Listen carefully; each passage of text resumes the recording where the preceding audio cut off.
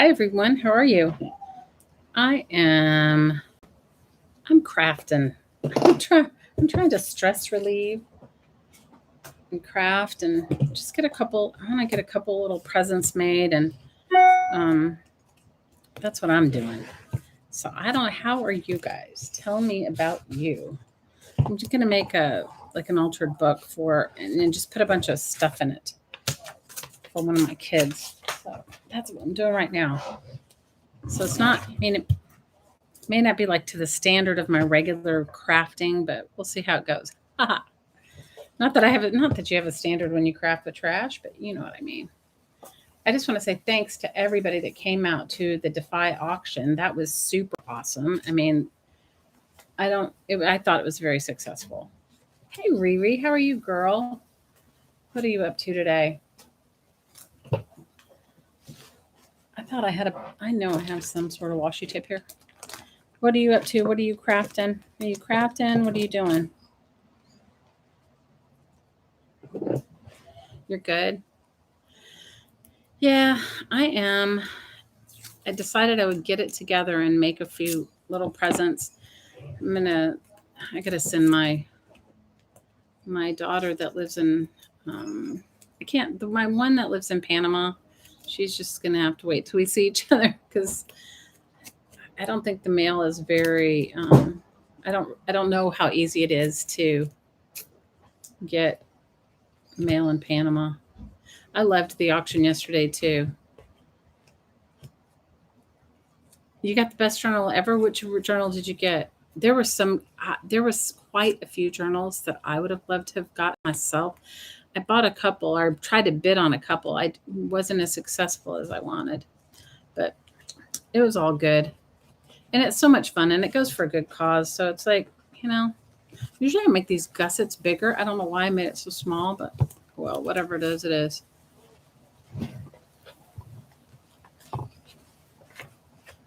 Hi, Penny. How are you, girl? What are you up to? I'm gonna make this little altered book for my daughter, and I think I'm gonna stick some like a gift card in it and just some ephemera and some stuff. Guys, I've just been like, I've been packing boxes, and right now Blake is making boxes for everybody that bought wallpaper because, guys, he has to make the boxes for the wallpaper. And I packed up some more stuff that I'm taking. Not much. You guys really, considering how much stuff I had, I'm taking very little. Hey, Miss Laura V, how are you? Hey, Nancy, how are you? I haven't seen you in a long time. How are you? Because sometimes when people chat, like I miss half the people that chatted. I don't know what it is. I don't know why I don't see it all the time, but I don't. I'm just going to make a little book for my daughter. So, what I'm going to do is I'm going to stick some like gift cards and different things in these little slots. Like, let me see, I brought some pieces of stuff from because I have bins in the front of my house like take, let go, take, let go. But I figured while I was still good doing it. So what I'm going to do is I'm going to stick like stuff like this in there, like put little cards or whatever in between. And I'll stick some stuff back here and then make a couple more pockets and then just stick a whole bunch of stuff out of it. And then I can send it to her. Yes, I am moving. I am moving, but also, can I tell you something, you guys? It's also really stressful. And Blake was reminding me that I am. I've always been a little like he was reminding me when we moved before that I was stressed out too. But he goes, I think this is a different level of stress because you you don't know what you're going to take and you don't know how So it's all good, you guys. There's nothing that I can't live without. But I don't know. It's silly.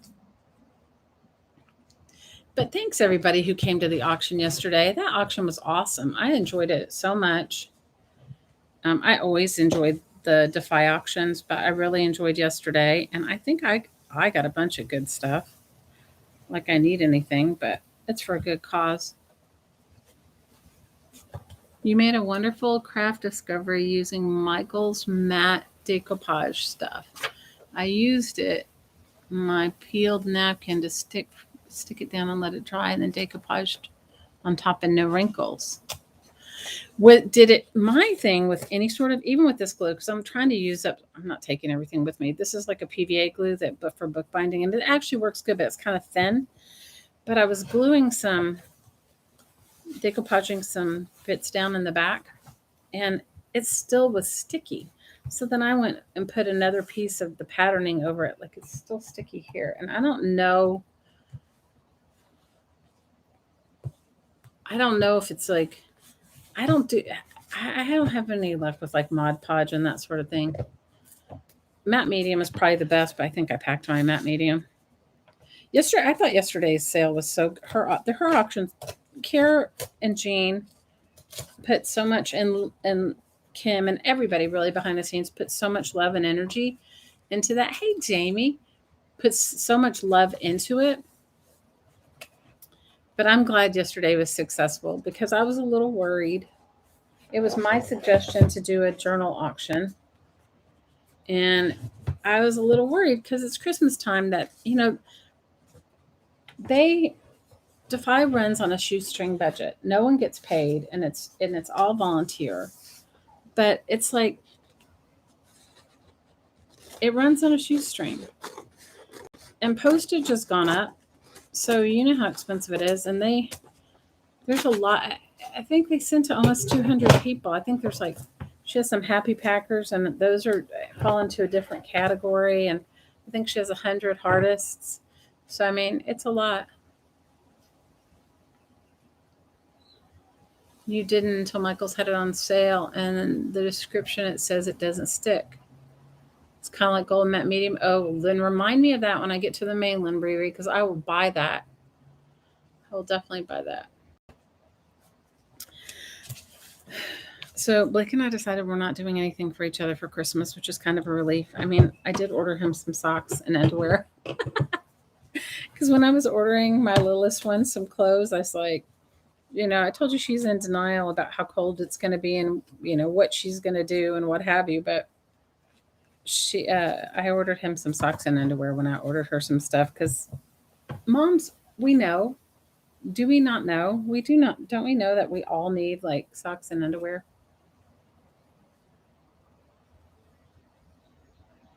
Even the very regular price is very reasonable. Anything's more reasonable than what I get here. I'm telling you, you guys, it's highway robbery here. It's total highway robbery here. If you I'm live streaming. Do you need me? Can I? No, I don't have any more. That's why I told you earlier. Ignore that. Just ignore that. I got it. I'm good. There's your thing. Okay, thank you. I love you. He's making boxes. Hey, what are you up to, Miss Happy Scrap? I've tried to watch Stacy last night for a little bit. Her and Katie, they were having fun.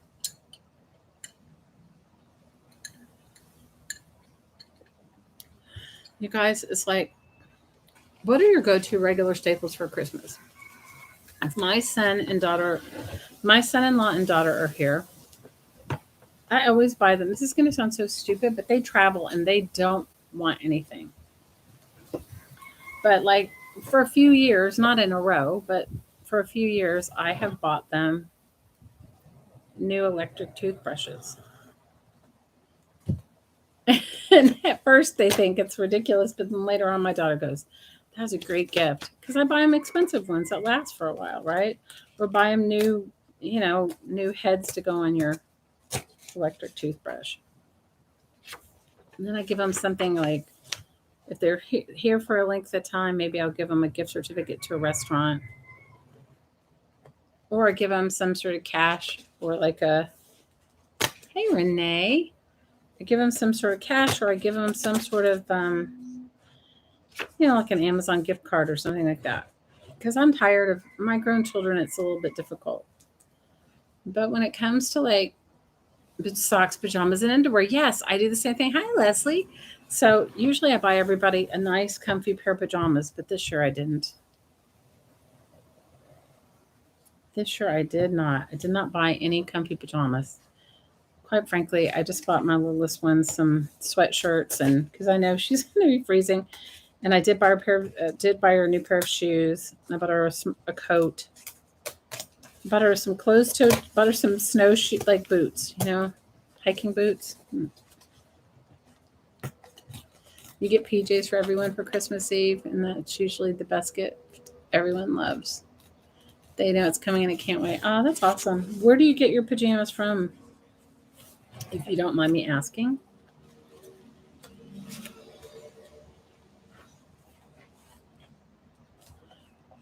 You guys, I can't encourage you enough to get yourself like any like these little throwaway the books that are like this one's probably a little bigger than I like. It's like got more than 200 pages. But these make the best small altered books.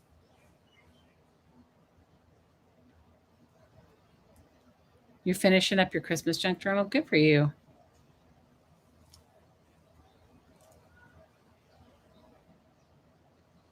Why don't you? Oh, would totally. That's a great idea. We've talked about it. I did get her a few things. I think you guys, I'm just so over it all right now. Honestly, I think, I don't know. I'm just a little over everything right now. But I know eventually it'll get better, and I won't feel this way. But just for right now, just a little bit for right now, just for a tiny bit right now. I'm having my own moment.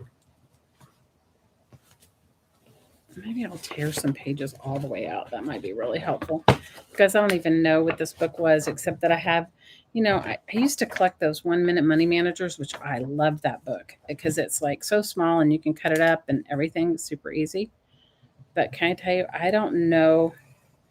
I like going through bins of stuff outside, and I found a bin that had a lot of seemingly thinner, smaller books. And I'm assuming that I got them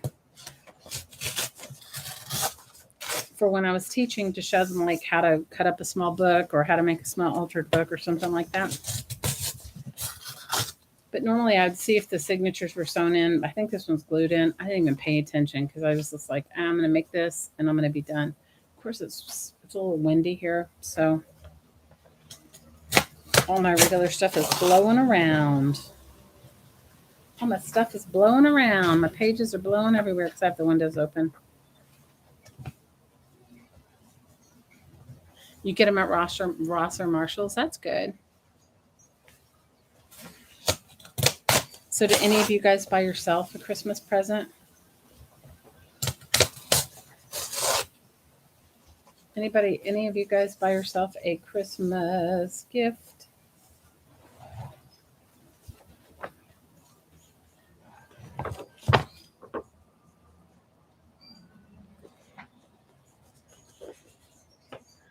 I didn't really buy myself a Christmas gift, but I gave myself permission. You bought yourself a journal. It's Defy Auction. Leslie, those journals were awesome. I mean, I bought a few journals too because I don't need another thing, but I bought a few. I got outbid for a few. You buy things all year long. Good for you, Penny. Leslie, they had some great. Who ended up with Anne Lair's journal? Was that not the most gorgeous journal? Oh my gosh. Her hand painted, her whole cover was hand painted. It was just beautiful. And Jennifer Travis's journal. Oh my gosh, that was gorgeous too. I liked so many of them. You bought a scan and cut. Oh, you're going to have to tell us how that works out. No, I've been on the fence about getting myself a scan and cut for a long time. Okay? For a long time. For a long time, I wanted one, and then I don't know. And then I didn't get myself one. So there you go. You're frugal. I'm frugal too, Penny. Well, as you can tell, I craft with recyclables. But there's some things that I really like. I think, you know what? I'm glad I got that for myself. There's some things that I'm really happy that I let myself splurge on because, please, it took me a really long time to figure out that nobody's going to buy you what you want but you. You got my journal? You did? Oh, Leslie, I'll put a bunch of extra stuff in there for you. I didn't, girls. I was kind of in a blur because when Care couldn't get back on, I wasn't supposed to go on for like another half hour or something. When she couldn't get back on, then I was like panicked. I'll put a bunch of extra stuff, whatever fits in there. So because I don't sell my journals, I make them, and if I do a class with a bunch of people, sometimes I raffle them off. Like everybody that participated in the class, they can get a chance to put their name in the bucket or something. Whatever. I don't really sell my stuff because I don't know. I do it for love. I don't necessarily do it, but I love making junk journals. I have to tell you, I've made quite a few. I have made quite a few. Yesterday was such a blur for me though, because what you don't see behind the scenes of Defy is like there's lots of chatting going on behind, like whatever it could be. It could be like the soft the we track everything in like a spreadsheet. The spreadsheets could be off. Yesterday it was all about the bad weather. Like one of the people she had to go out and plug in a generator so she could be there and moderate. I mean, it's always like it's kind of really interesting when you see all the energy and effort that goes behind the scenes. But it is really it's a real fun thing, and it's a real labor of love. Care and Jean and Kim and Laura and Darla's so amazing. So is Laura and Christy, and it's just really sweet. It's like a team. You got the huge one near the beginning of the journal stuff. You mean you got like Leslie Casey's? Was that who? I mean, not Leslie Casey. Jennifer Travis's.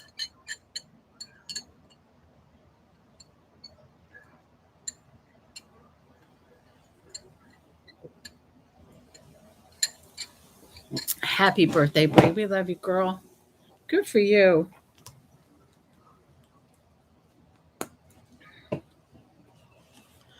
Yeah, you have to let us know how you like your scan and cut.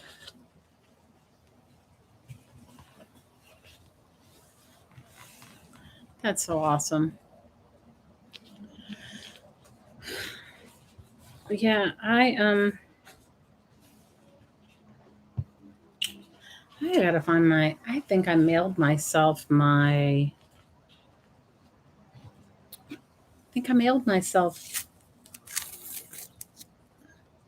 crocodile. You forgot who made it? Well, I'm excited. All the journals were so amazing, and I was just grateful that people decided to donate and give. Can you imagine your life without crafting? I can't imagine my life without it. And for the many of the people um, that are part of it couldn't afford the supplies to craft. And we don't think about it, but just like think about it, just paper, glue, scissors, glue, that kind of thing can be really expensive.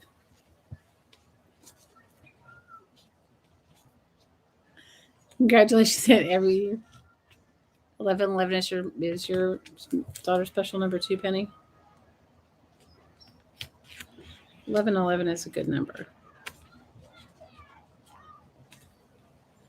Yeah. Yeah, it was a great sale yesterday. I was so thrilled. It's the holidays, and you don't know if people are going to spend any money. And you know, December, and there's one other month that they do really big mail outs. July, I think. Um, and what they do is they try to. We can't always fulfill. People sometimes give like a wish list of things that they want, and we can't always fulfill that. But if we can, we try to do it in July and December, and that means that the postage is really high. So even if you spent your own money to mail them the stuff, when you're sending out 70 or 80 packages, it's a lot. Hey Trish, how are you? How's cutting up your wallpaper book? I promise I'll get Blake to make a video. He's right now making boxes for it, all the stuff everybody got, so I can so I can mail it out next week. He's like, Yesterday, he was on a mission to get cardboard to make boxes to send. You guys, he makes big, huge paintings. And when I mean big, huge, I'm talking like 5 feet by, he makes big mural sized paintings. And we have a lot, not a ton, but we have enough that he had to, make boxes. He's got to make boxes for all of it to ship them. So yesterday he was on a mission. Yesterday he was on a mission to get cardboard big enough to make boxes for his artwork to ship it out.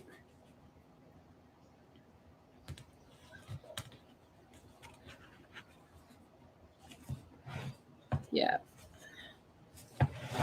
So it was cool. That's what he's in there making boxes now. So we'll see. So I'm going to make this little book for my daughter. I'm going to put one of my daughters. I'm going to put a bunch of just random stuff in it. Like, I don't know. Like maybe I'll put some tea, some hot chocolate, a couple of gift cards. I found a whole bunch of artwork that she made when she was little. I'm going to put a few pieces of that in it. Hey, Elle. Oh, sleep good, my friend. Sleep good. How are you, girl? Are you about ready for the school year, the Christmas holidays?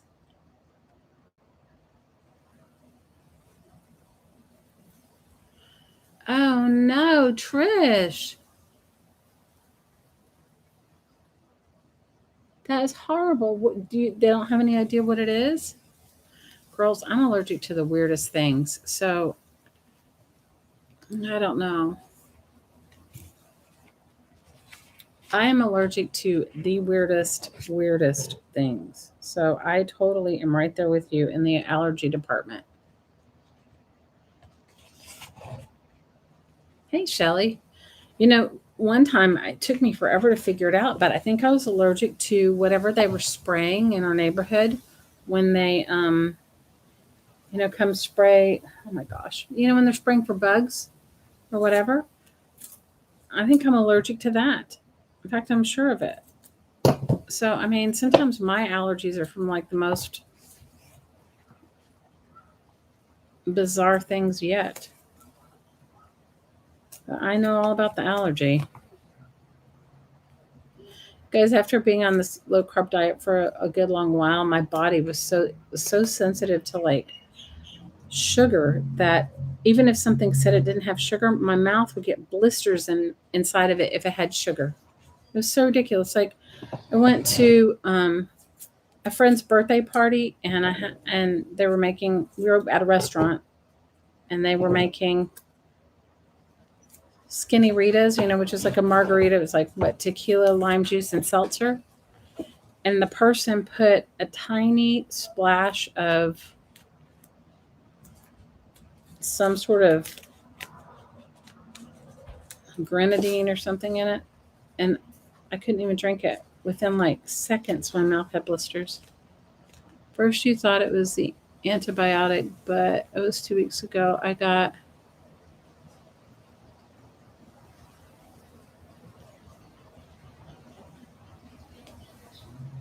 a breakout every 24 hours. Oh no. Trish, I hope you figure out what it is. Blake sometimes just calls me allergic girl because I'm allergic to blue jeans. Who is allergic to blue jeans? Nobody's allergic to blue jeans, just me. I'm allergic to blue jeans. It's so silly.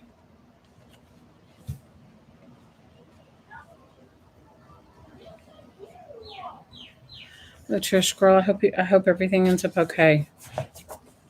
I mean, allergies are no fun, and it's even worse because most of the time nobody knows what the heck is wrong with you anyway. So you're just kind of going through the motions and you're basically the one trying to figure it out for yourself. And I totally get that.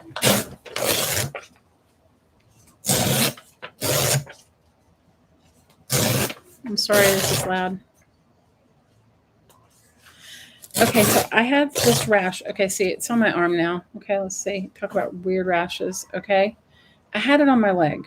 Okay, and when I had it on my leg, it got really bad, and I think I was allergic to, I don't know exactly what. I went to the doctor. They biopsied it. They biopsied my leg, and then they came back and go, "Oh, it's just eczema." Well, I've never had eczema. I had to. At the same time, I happened to throw my back out. I happened to throw my back out at work, just lifting some heavy stuff, and so I went to the like sciatic pain. So I went to the acupuncturist, and she said to me that she had that same rash, and she told me what it was from. It was like my body was so sensitive to certain things that it was um like your antibodies, or your like body's fighting itself. What is that called? Like an autoimmune thing. And she told me to take because they gave me all kinds of medicine. I can't even tell you what kind of medicine they gave me. They gave me all these pills and things for all kinds of stuff. Okay, and none of it worked. And I was allergic to the autoimmune. Yes, autoimmune. So she goes, I had the same thing. And she goes, I said, yeah, but all they want to give me is, she was an acupuncturist. I go, all they want to give me is this creams. And I said, I'm actually allergic to the delivery system and the creams. You know, like some of them are petroleum based, the delivery system. And I was allergic to that. So I couldn't even use the creams. So finally she just told me to take a low, sorry guys, my neighbors are pounding on something. Who knows? She told me to take a low dose of Benadryl. She said it's the only thing that helped her. And you guys, it really did. I mean, I still have a little bit on my arms, but it has vastly improved with the low dose of Benadryl. You know, so I'm just sharing with you what I've been going through with that. But I know how hard it is, and I know how frustrating it is. It's just horrible. You're sending me a photo through DM. Okay. I'm just telling you. And then let me also tell you this is so ridiculous, since we're talking about weird things. When I really went 100% cold turkey and on keto, like really 100% cold turkey, no sugar, no wheat, all that stuff, my body, I got some kind of weird rashes too. And when I went to the doctor, she kind of explained it to me. She said, well, it's been stored in your muscles all this time. She goes, it's got to find a way to come out. She goes, who knows what you're really allergic to? But it was some serious, like, weird rash things. She said it could be just some dietary thing that all I can say is it's been a trip. Yeah, it's autoimmune, right? Is North Carolina a recreational marijuana state? I don't know. Your daughter had a THC bomb that cleared up her rash. Ooh, Val, message me what it is, and if I can get it here before I leave Hawaii in the next 2 weeks, I'll go buy it and get it and put it on myself. I mean,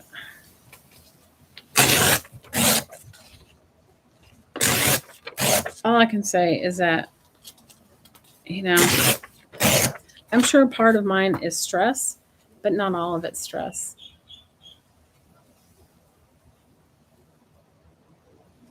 Sitting love, Trish. I'm so sorry.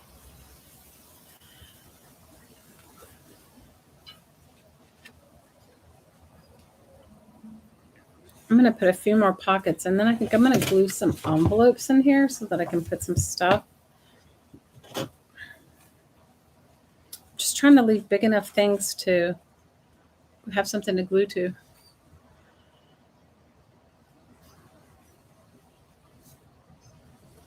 Yeah, I can get a medical card. I don't really take anything, you guys, but I can get a medical card. That's not a big deal.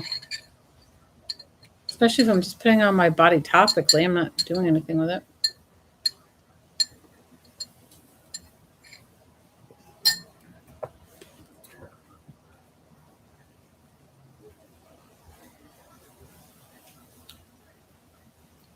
A daily dose of Benadryl, right?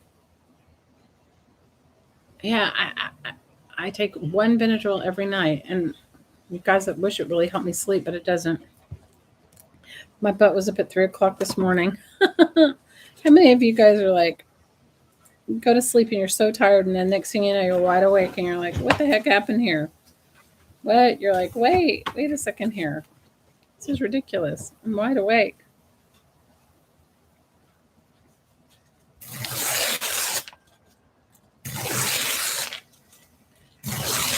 Trish, you're in my purse, girl.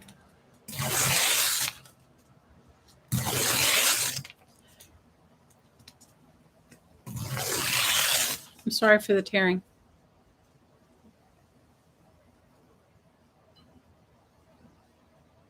Right? It's like, guys, I don't know. Blake always says I'm special. He's always like, you're so special.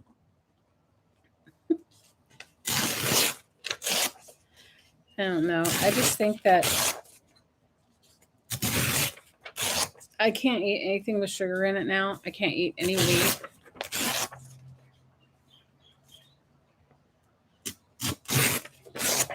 It doesn't make me sleep. I mean, I just, whatever. You know, the doctor was like, don't take it, but if you have to drive somewhere. I was like, it won't work on me anyway. You guys, I've given just up about everything. I'm down to just 1 cup of coffee a day, not for any other reason. It's just I'm not drinking any. And well, you know why? Because our Keurig broke, and I just have been making it in a French press, and it's just the French press makes three cups of coffee, and Blake has 2, and I have 1, and I'm just like, I don't want to make another pot of coffee just for me to have a cup. And I don't know. And I haven't even been drinking tea. I mean, I'm 2-1. Like, I drink a lot of water. I definitely have an electrolyte drink every day. And other than that, I'm like, because I've given up everything. Like, it's so weird.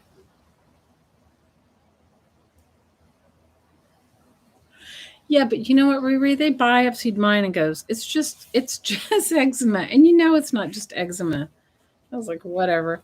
And then I was talking to my daughter the other day, my middle daughter, and she had something similar. And she goes, they told me it's just eczema. And I go, honey, I don't know what it is, but I could tell you I have something like it. And I definitely think it's not eczema because, I mean, it could be stress induced. It could be part of it. I mean, I'm not saying that's not part of it all, but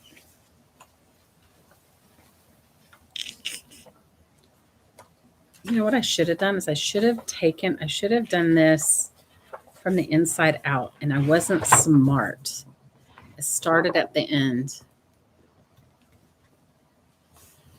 No, Riri, you definitely need electrolytes when you're on keto. You definitely need it. You need some form of potassium and magnesium, or you get really bad leg cramps, like really bad cramps. The potassium, when you're on keto, you definitely need. I learned that the hard way. So I drink this thing called Element, and you can look it up. It's actually really good, but it's just magnesium, potassium, and sodium. Doesn't taste like any. I mean, I get the one that's the chocolate flavor, but honestly, it's really just it's just a salt drink. But yeah, if you've ever when you do keto, you definitely need an electrolyte drink, or you need some sort of potassium magnesium supplements, and it's just as easy to get it in that form for me.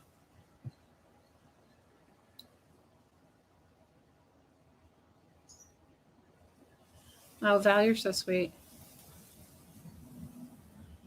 You're doing prednisone, Benadryl, and hydrocortisone. I went this morning because it traveled to your throat. Oh my God, girl.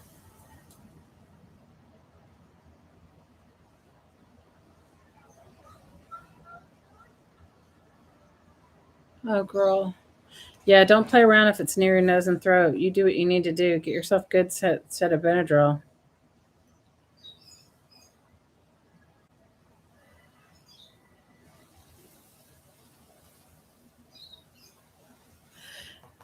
Riri, I know my body. I'm telling you, drinking an electrolyte drink is not the potassium, magnesium, and salt. Trust me, the leg cramps were so bad.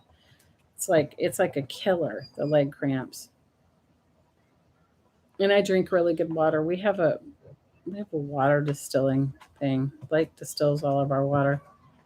When I moved to North Carolina, I'll show it to you. Like we used to have people go and say like, "What do you like?" Because he distills it the same way you would make like beer or whatever. So he's just distilling water. Mm.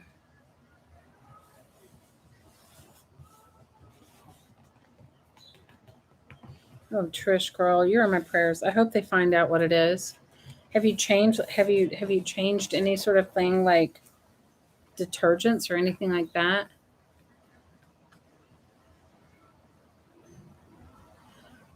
You get the cramping too? Take those electrolytes, girl. The cramping is from the lack of potassium and magnesium in your system. I used to know that from when I was a when I really worked out and stuff, you know. Yeah, we have this cool water distilling system. It takes out everything, and but it's like an ordeal. I have to tell you, it's not an easy thing. It is so bizarre. But Trish, are they spraying anything near you? Have you gotten around any new chemicals? I mean, I'm telling you, who in the hell's allergic to blue jeans? I mean, I haven't been allergic my whole life to blue jeans. Just I would say in the past year, maybe year and a half. I wear blue. When every time I wear blue jeans, I get a rash. So I don't wear them anymore. You take magnesium and potassium, you're better. Yeah, I had to. You know, and you know what? I actually feel better when I take it because I know like some days like I get so busy I forget, and then I'll go, why don't I feel good? And then I go, I haven't even had one of those salt drinks, so I have one and I feel a lot better. Yeah, you have an electrolyte specifically for the sodium. I do too. Tonic water, pickled juice, or mustard for cramps. The tonic water has sugar in it, though. I can't. And the sugar-free one tastes terrible. I love a good vodka and tonic, so I thought that would be my drink. Okay, but I can't do. I hate the taste of diet tonic. It's horrible for me. I'm not saying for everybody else. I just hate it.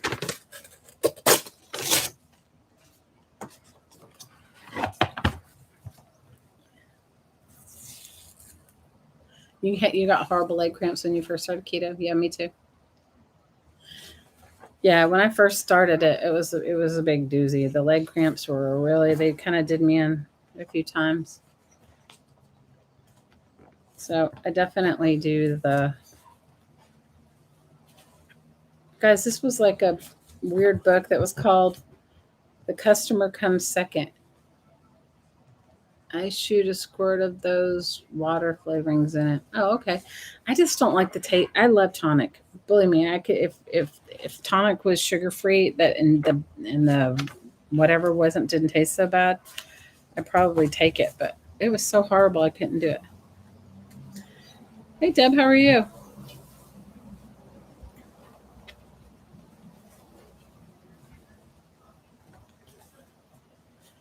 Yeah, I feel better now that I mean I do feel physically better doing keto. It works better with my body.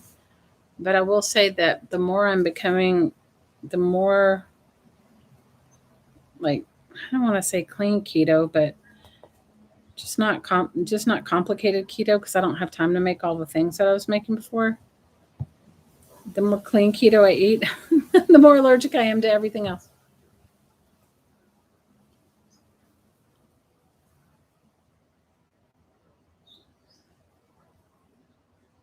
Yeah, specifically for the sodium. Yeah, I feel different when I don't have it. I just feel.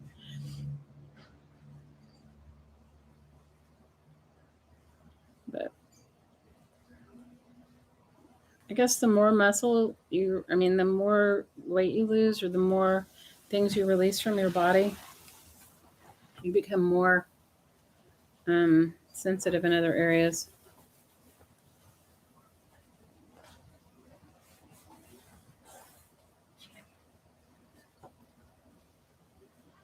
I will be glad when this move is over, you guys. That is what I'll be glad with. I'll be glad when this move is over.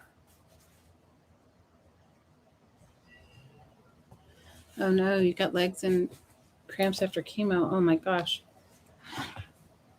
That's horrible. I will be so glad when this move is over. I'm going to be like, woohoo, I'm a new person.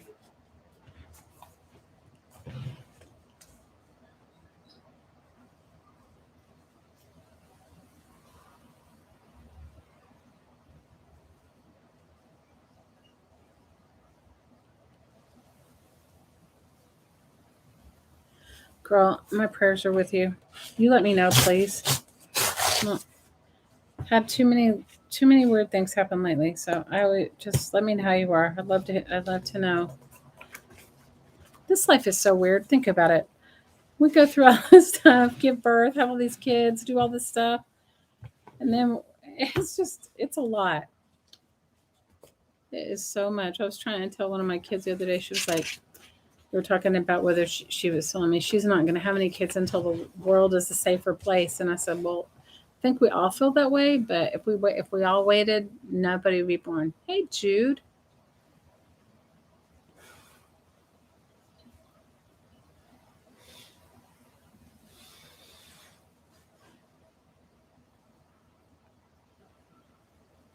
You're taking all the books from me and harvesting and keeping the pages intact. Good for you.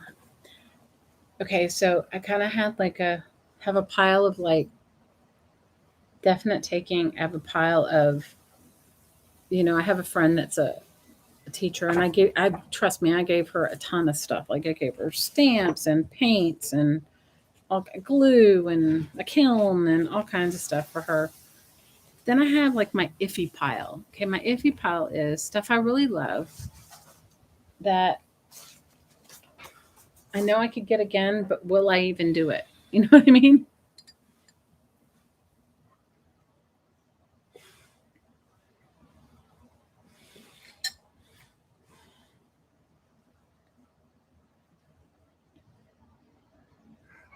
If you take it apart, you're going to use it. I get it. You guys, how much have you got? Has any of you bought any ledger packs lately? How much do ledger packs normally sell for if the ledgers are old?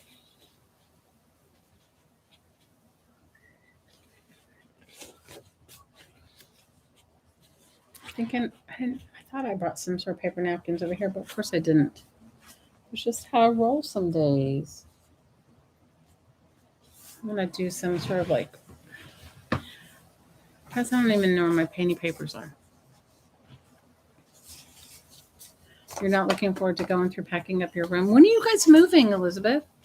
When are you guys moving? I'll check my messenger. I will. When are you guys moving? Do you know? I know you said after the school year, but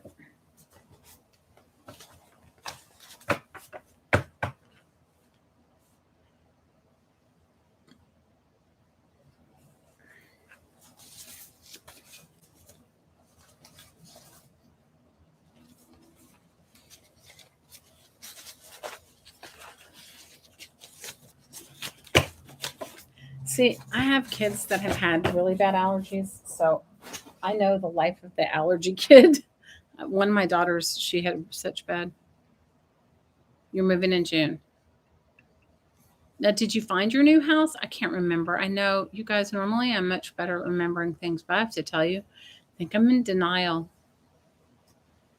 I think I'm in like some sort of denial.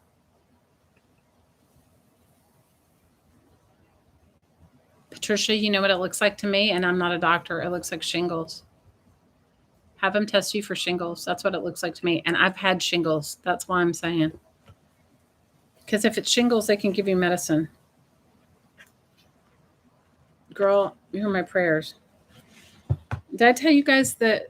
Did I tell you about my friend who, like, oh my gosh, this friend of mine had this rash on her body for, I don't know, for a long time. And it just kept getting worse and getting worse and getting worse. And she went to the doctor and they said, oh, it's something. And finally, and they told her it was nothing to do this and to do that or whatever. And finally, I don't know what happened. She took her granddaughter in for something. One of her grandkids was sick or something, and she took her grandkid to like the pediatric nurse practitioner because her daughter couldn't do it. And she just nonchalantly asked the nurse practitioner, she goes, "You don't happen to know what this is?" And the nurse practitioner looked at her and goes, "You have shingles." And then, but she'd had it for months.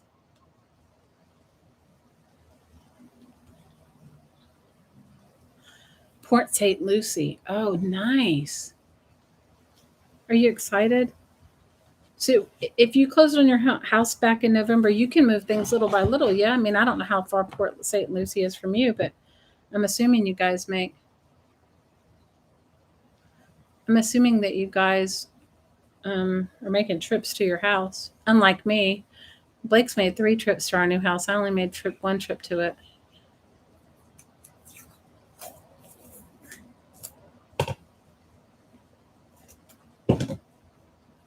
Okay, I did not get any response to my ledger pack question. Do you guys never buy ledgers?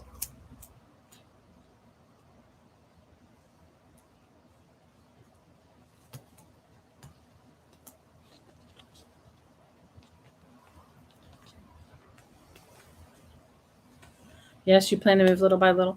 It's much less painful if you do it that way. Like you guys, this time last year, I had no idea we were gonna buy a house and move. That was not even in our cards. It was not even in our like thought process. We weren't even thinking about, well, I guess we were thinking about taking care of his dad. So I guess we were kind of thinking about it, but we weren't like looking like, oh, we're going to buy a house in a totally different area so that we can, no, yeah.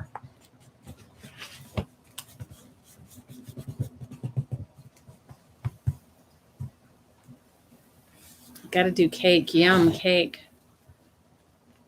You live outside Miami? No shingles?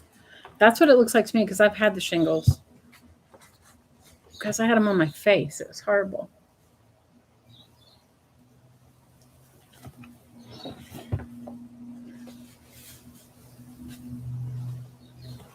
See, I think this glue, it's going to stick to the book pages. Ugh, this is so frustrating, you guys. I'm like, see, I should have known better. Don't do any decoupage with any glue, but hey, Kathy D.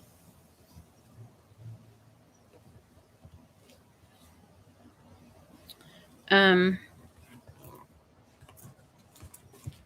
gonna have to go get that stuff you told me, Riri. This is like, you guys, and it's been dry, but it's like if I close this book, I'm gonna have to put a piece of tissue paper in here. Oh my God. I was originally going to Virginia. We were because that's where his dad lives. But when we realized we needed to put his dad in a memory care facility, oh my God, you guys, look at what's wrong with this book. I couldn't figure out like what is wrong. I'm like, what did I do wrong? I put it in upside down. I put one of the gussets one way and one of the gussets the other way. Oh well, good thing it's for my daughter. You guys, I was like, what is wrong with this? Why is it not looking the same? We were. And then when we found out we weren't going to have to when his dad really needed a memory care facility and we couldn't, the type of dementia he has, he needs way more supervised care than we could give him. We decided where we want to live that would be within driving distance to him. So Blake could still go pick him up and take him to play golf, but where it wouldn't be so cold. Because after living 13 years in the tropics, I don't know that I could do as cold as Virginia is. No, I'm okay right now. Are you making something for yourself? You know what you could do that would be super helpful? You could hard boil some eggs. Then I can make some chicken salad or something in a little bit. If that's okay with you. Or tuna salad. No, I'm just saying if you hard boiled some eggs, then I could. Did you buy the huge thing of eggs? So boil a dozen because we'll eat them anyway.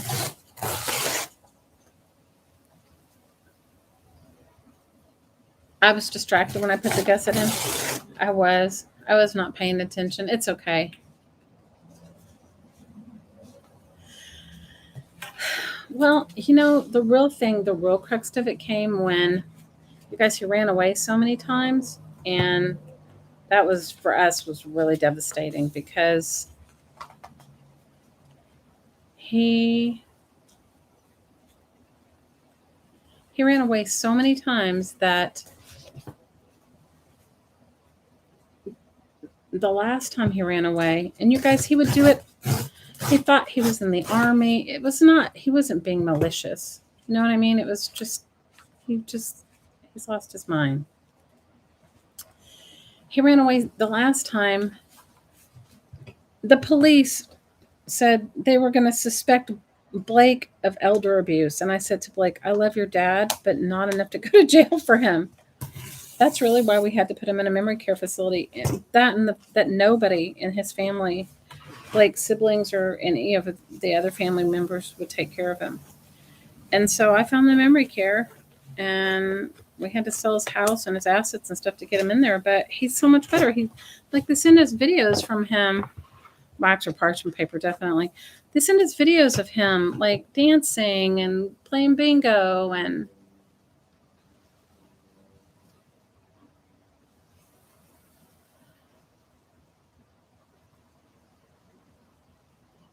you're in my prayer. You are totally in my prayers, Trish. I don't know what to tell you, girl.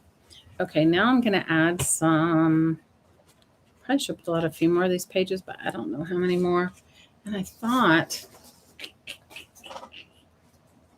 that I had some cool bits and pieces to stick up in this book. I may glue some of them in too. I don't know. All I can tell you, girls, is that this life is so crazy at times that I don't even know. Sometimes I don't even know, like, if what I'm doing is the right thing. I just got to go through it. So the whole reason why I finally decided to move is after that was when Blake and I had like a whole when the police, like, you have to realize, like, his dad ran away one day and he was gone for like 9 hours. You guys, Hawaii is not. It's not an amusement park. His dad thought we were in Jamaica. So it was so crazy. He ran away, and then he used to travel. I guess he used to go to Jamaica a lot, which I didn't know that. But I guess he used to go to Jamaica. And when he went to Jamaica, I guess he used to go play golf at some place. So I'm certain. So he was like wandering around looking for that place, and it was intense. It was intense. So the last time he ran away, it was his birthday actually. I had left for work because I had to leave really early for work. And I left for early for work, and I called home and I said to my youngest daughter, I said, so did Granddad, and she calls Blake Buddha. I said, did Granddad and Buddha get off okay? Because I used to leave for work before 7. And she was like, Granddad ran away. I was like, oh my God. So I was working on the other side of the island, and I called Blake and I go, do you want me to come home? He's like, no. He said, anyway, and Blake was planning on taking him to play golf. We had made all these reservations, and if you know anything about Hawaii, you have to pay for it all up front, and it's hundreds of dollars. Okay, it's not like a minute of money. So Blake's like, I don't know, because his dad was mad because he thought the day before was his birthday, and he was mad because we didn't do anything for his birthday the day before, which wasn't his birthday. Okay. So he was lucid enough to know it was almost close to his birthday. Anyway, to make a ridiculously long story short, he walked like 9 miles away from our house up the mountain, and then he goes, I kept seeing you guys looking for me, and you guys, he was carrying a bag of rocks, he found a piece of cloth on the road somewhere, and he was carrying a bag of rocks, and he was like, I was cleaning up the highway, and you have no idea. So in the interim, the police, Blake of course called the police, and he called the police, and the police came, and then they called him. Blake on his phone, and they said, "Well, where are you?" And Blake's like, "I'm out looking for my dad." What do you mean, where am I? And then they were like, "You need to get home." And Blake came home, and the guy was starting. He's like, "We've called people in Oahu. They're going to be over here on a plane. We're going to officially call this a missing persons case." You guys, it's a mandatory jail sentence for elder abuse in Hawaii of like 2 years in jail. And Blake was so upset because his dad was difficult. His dad was difficult in life, but he was really difficult in dementia. When he had dementia, living with us with the type of dementia he has, he was really difficult. Like you couldn't leave the car keys around because you didn't know if he was going to, even though he got his license taken away, you didn't know if he was going to try to drive the car. You guys, it was so hard. So that night I said to Blake, I said, "We have to put him in a memory care." I said, "I love your dad, not enough to go to jail for." And the only other thing we could have done was make our house a prison, and that was like, I was like, this is, anyway. Make our house a prison. That's the only thing that I could do. And I was just like, I'm not doing it. We did have locks on all the doors and cameras and everything, but he took the glass out of the windows. We have these old louvered windows in Hawaii. In some houses, and in the houses we lived in, they do. And he pulled the louvered windows out. It was ridiculous. So that was my life with his dad. And I loved his dad, but, I don't know.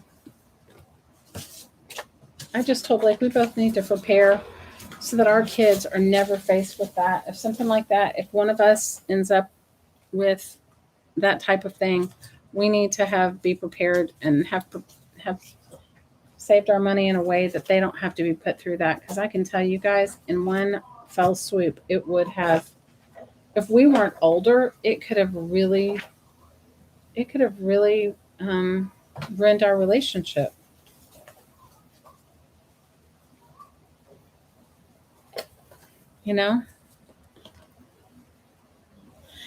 So that's why I wasn't really streaming, you guys. I was dealing with crazy dad every damn day. You guys, it was so stressful. And and the worst part was, this is the hard part for both Blake and I. Well, both my parents have passed away, but the hard part is and I'm sure all of you have had this situation as well, where you idolize your parents, right? You idolize them. You have this sort of like, they're your hero. And when you're faced with them in this situation, it's like the person you knew is no longer there. And that is so difficult. So not only are you trying to deal with whatever he's going through at that moment, but you're also dealing with the grief of losing that parent that is no longer there. Losing the person that you remembered, your hero, and all that. And so it was really, I have to say, it was super hard. Oh, girls, it was like, and I was working this crazy, stressful job. Thank goodness for the stressful job, though, because that enabled me to buy my house. So I'm grateful for that. Yeah, but it was definitely no walk in the park, that is for sure. The whole thing with his dad, and not to mention the excess sibling intervention where everybody thinks they know better than you. And you guys get the picture. You guys get the 411. You get the picture. How everybody has an opinion. They know better than you do. I was like, well, then you come and take care of his ass. You lived really close to him. Why didn't you deal with all this stuff? Valerie says the house we're in now was always awesome for keeping mom in. Every window and door had tattletales. Oh, that's good. You found a good childlike for it. We live in an old cane house, Well, this one, the one we live in now, is like it's old cane house, It's like It was built for cane workers.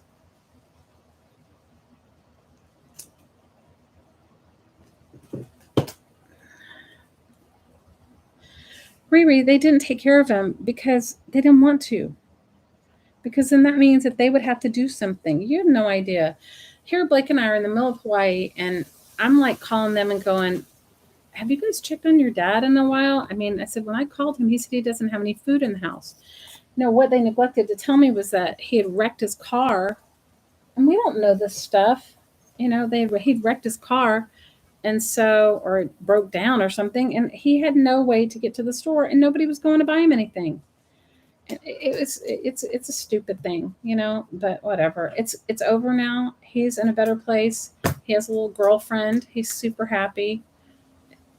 I don't. This is going to sound terrible, and I'm not a mean, vindictive person, but I honestly have no use for his family. I have zero use for his family. None whatsoever. None whatsoever. I have no use for his family. None whatsoever. Okay, so my idea is this. We'll see how it works out. So my idea, and I may have to tear it out some more, is I'm going to put some chunky things in here, or maybe I'll just take this thing apart. Maybe I can take it apart and put it back in the right way. That would make me super happy, because I only use double stick tape because I'm trying to use up the stuff that I'm not going to take with me. You know what I mean? Like I'm not going to take these books with me. I love them, but I'm not taking them with me. I'm going to use them as my Christmas gift to her, but I'm not. And it won't be heartbreaking if she doesn't take it. I don't care. I'm over that. How many of you guys are over the giving your kids gifts that they don't appreciate?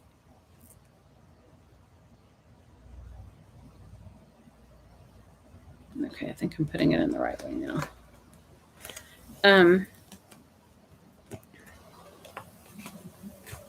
So I may have to go back and fix it. So my idea is, so I found like some old letters and stuff that she wrote and different things. So I'm going to put them in here. Found some old pictures of her. I'm going to put some gift cards, but I thought maybe I'd wrap a few little tiny gifts and put them back here. I can't really see it. Wrap a few little tiny gifts and put them back here. And then it has another smaller one here. And then I'm going to just find some envelopes and just stick little bits and pieces. And I can tear more of these out, or I can just stick like little notes to her the whole way, so it kind of looks like a party. Like, let me see what I have here. Because I found all these cool things that I've had for who knows how long that I never used. Because I don't know, I think I was saving them for a rainy day or something silly like that. And I'm just going to stick these, like, I don't know. But you guys kind of get the idea, right? And then I'll stick a few more envelopes. And then maybe, I know I must have some big envelopes, or maybe I'll make one out of some paper and stick a couple in here. And then I'm going to, maybe I'll punch 2 holes and then sew it together. But it'll be like a big alligator mouth book. And then I'll put a letter in there. I got to do something on the front here, but I'm not doing this again because that glue did not. Maybe I just use glue stick and stick it down. And then I'll write something to her.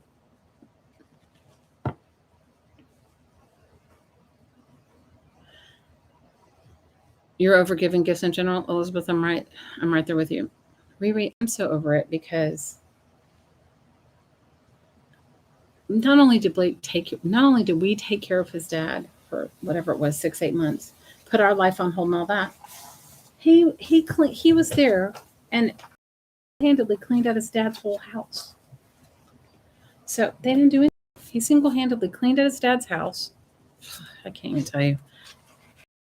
And there was like, and it's like, his dad's in his 80s. So you know how much stuff the man had? He definitely had some stuff, okay? Oh, I think maybe I'll put this one in here. That's okay. I'm really glad that we did not buy a house closer to them. I'm so glad about that, you guys. Now I'm like, woohoo, Yeah, this was an envelope I made out of painty papers and something else. It's like a painty paper envelope. I might cut the back of that one. Just want to see how much stuff I can put in it, so that it looks like a big, like a book of Happy Mail. I am over giving gifts that I felt obligated to give. So normally I buy my ex-husband's mother. She's my kid's only grandparent. Normally I buy her cheese. Okay. There is this, I think it's Washington State University makes their own cheese. And can I tell you, it is really good, but it's expensive. Expensive for cheese. And it comes in a big old can. Looks like a tuna fish can, but it's amazing. Amazing, amazing. It's called Cougar Gold. And usually I buy it for her. Guys, I've been in such a, and she's like in her 90s. You guys, I've been in such my own stress and turmoil that I forgot to order the cheese. And they're sold out of it, of course, because they only do it. It's like they only make so many. I mean, it's a college, you know? So I didn't even get the grandmother the cheese. You only give cash now? That's good, Riri. But see, my kids all expect me to make them something, even if it's something as silly as this book. Because growing up, I drilled it into their heads that having a handmade gift was the most important thing. Because I never wanted my kids to feel like, guys, they grew up in New York City, my older daughter, and it's expensive. And, you know, they went to school with people who had everything. Like they would go on like, you know, they would summer in France or something like that, or you know what I mean? Like that kind of life. And that was not the life that, I mean, I did send my kids to private school, but it was for the education, not for the spoiledness. Suddenly Piglet saw a monster. Piglet ran.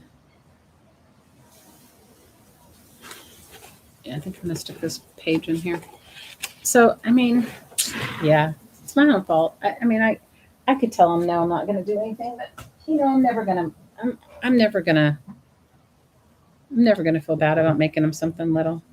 And I can de-stress myself. I went the cash route this year, except for the two babies. Aw, hi Laura.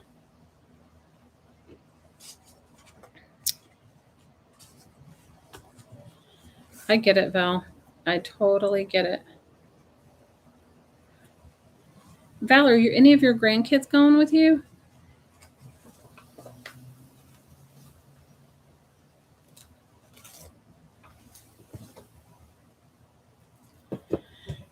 Yeah, I imagine I'll do some Amazon gift carding too.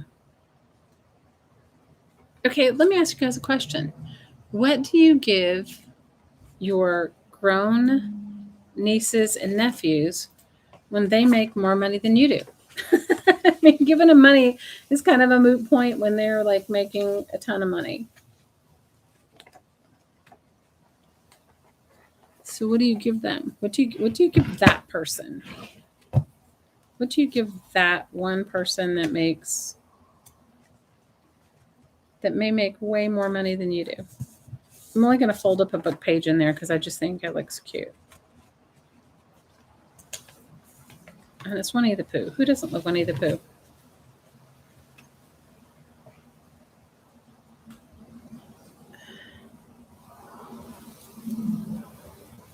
Nothing but a card. That's, hey, Miss Ann Lair. How are you, girl?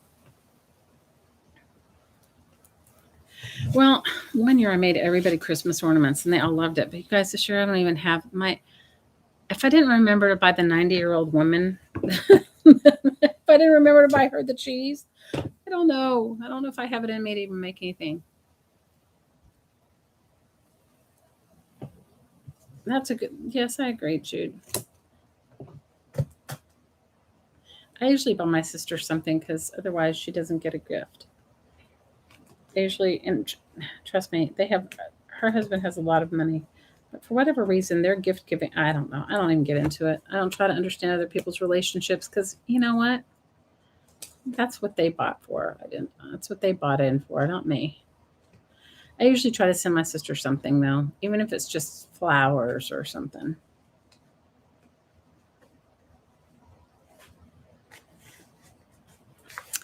I feel like I went to the auction yesterday and I bought myself my presents at the auction.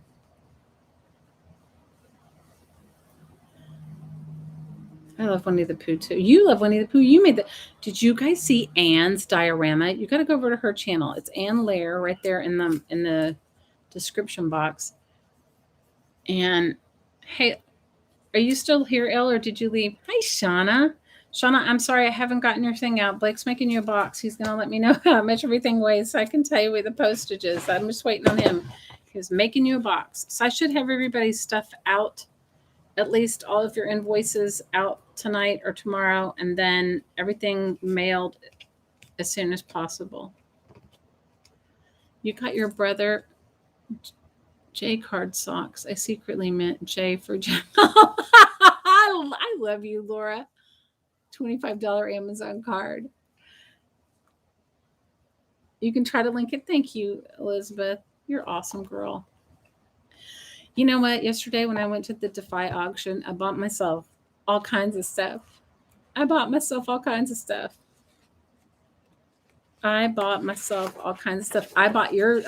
Patricia Beauchamp's journal. I'm excited to use it. I tried to get your journal, Anne, but like there were some really heavy hitting bitters.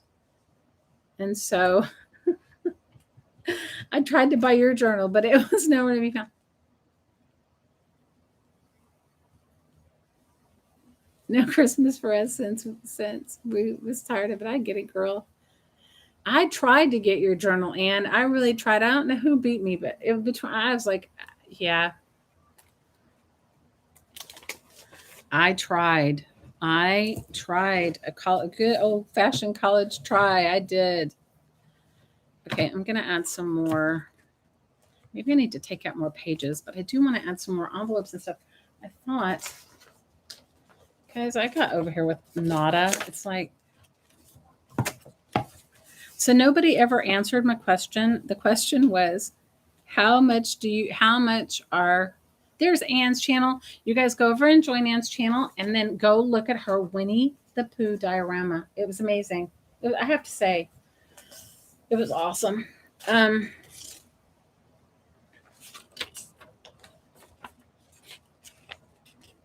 Don't come see your dying sister in the hospital. Oh, girl, and talk smack about me for years. That's what you get.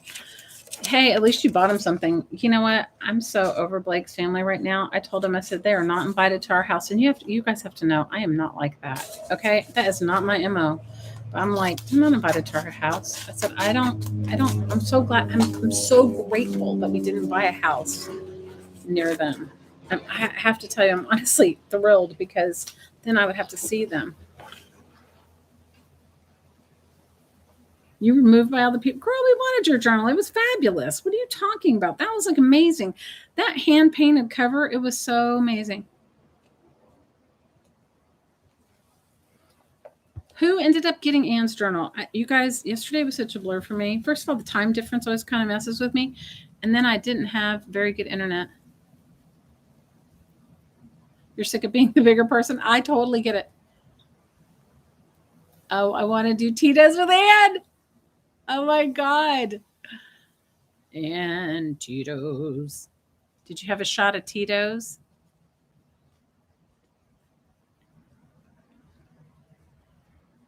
It was so fantastic. I loved all the journals. You guys, I love everybody's individual styles and the way, yeah, I just loved it.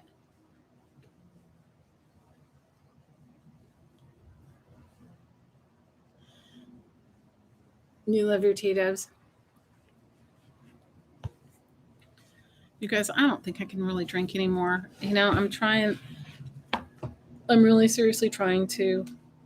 I don't really drink that much now, but I'm thinking I may not, like, it's my body. It's like my body's like going, Carl, you are not 20 anymore. What are you thinking? What are you thinking? Okay, I gotta find like cool stuff to put in it. You see what I have? I have so much crap on this table right here. I have so much crap on this table because I was like going through stuff, and then I was like looking at stuff and going through more stuff and looking at stuff and going through more stuff and looking at stuff. I have so much crap on this table. I'm excited to get to my new space and make a big table that I can have crap on myself. I'm excited to get, I can put a little postcard in here. Maybe I'll put it standing up. Some painted stationery, some painted paper. Maybe I'll put that in here.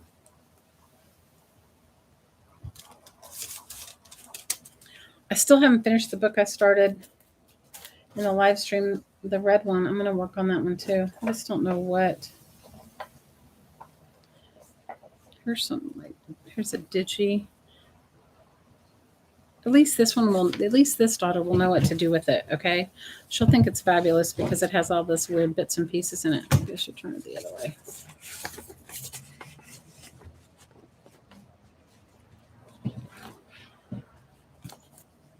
You've never ordered ledger paper. You wait until you find it at the thrift store. Okay. I'm just curious. Because I don't buy anything for, I'm not up on the newest, latest, and greatest, as you guys can very well tell from my addiction to crafting with junk. But I just am curious to know, like, what it is. This would be a great way to give one of your crafty friends a gift. Because you would love to get a bunch of crafty bits and pieces in a crazy ratted out book. Oh my gosh. Oh, look, I found an earring. We're going to put this earring in here too.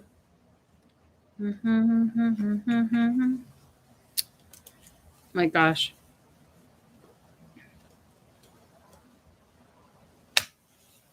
I put that little earring in there. Maybe I need to clamp it on some more paper or something.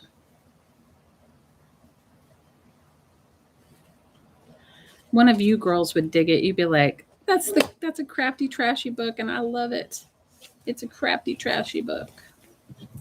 I got to work on the back of it, though, but I'm not going to use this glue. I was going to try to make them match, but this glue is so sticky. Maybe I can win with glue stick. I don't know. We'll see.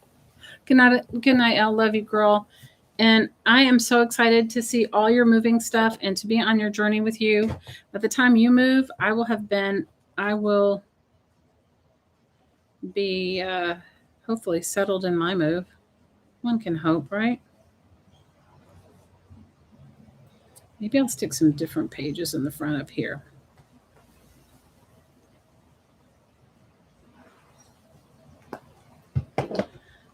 Oh, thanks for hanging out with me, Al. Love you, girl. I haven't gotten to go over and listen to your ramble, but I will. You guys, if you aren't subscribed to Never Hopeless with Elizabeth, she makes the most fabulous. She does the most practically beautiful journals that you'll ever see, I think, personally. And she shows you how to make them, and they're so cool. She definitely is. She journals every day. So, I mean, she is in it to win it in that way. And she does like a monthly journal. So it's really cool. If you go watch her channel and see how she takes apart a composition book and makes her own journal from it, it's amazing. You would love it. It is so good. And you have an entire drawer of security envelopes. Why? Oh, Trish. Okay, so, Blake's being so sweet with me, guys. He's being very sweet, very, very patient. He's like, at first he was like kind of anxious, but then he's gotten to a different place with it. And he was like, I was really thinking about it. He said, if somebody made me have to give up all my, because, he has big canvases and paints, and he has art books out the wazoo. Like, that's the one thing I know I can get him. I can buy him any sort of art book. And especially if I get it from the used bookstore and it looks all worn, he loves that, That's a perfect gift for him. But he was like saying to me, I know this whole process has been really stressful for you. And he goes, I can't imagine if somebody told me I had to like basically give up all my paints and my paintings.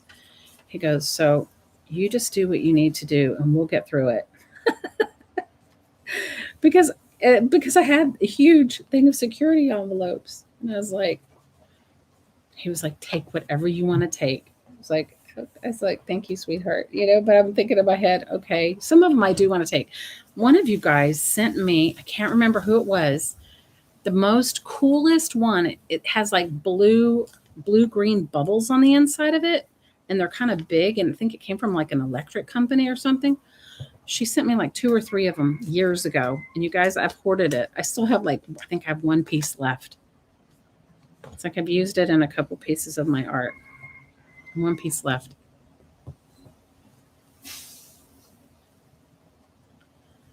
I do like how you leave part of the page.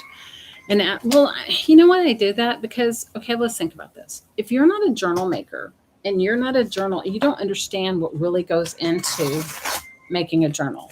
Am I right? Like if you don't know that all the love and tenderness went into making that, people that you give it to go, oh, like, what is that? So for me, I dumb it down because I do enjoy giving them handmade things. I dumb it down to the fact that if they never kept the book, it's okay, but it's kind of cool and interactive. And then there's no commitment on my part. I mean, I've had a fun time making it. I've, enjoyed the process. I have, done what I needed to do for me to get my creative whatever. But then they don't have to, it doesn't have to be like a marriage of like, okay, they didn't like it, they threw it away. How many handmade cards have you made your family over the years that take forever? I'm talking about those intricate where you paint on Yupo paper and you like do all this stuff. And then you find them in the trash. You find them in the trash. So I'm like, all right, yeah, not going to happen again. So for one of you guys, I would make you a crafty Yupo paper painted card. But for them, no way, Jose. I'm not setting myself up to go, what? They threw my card away in the trash?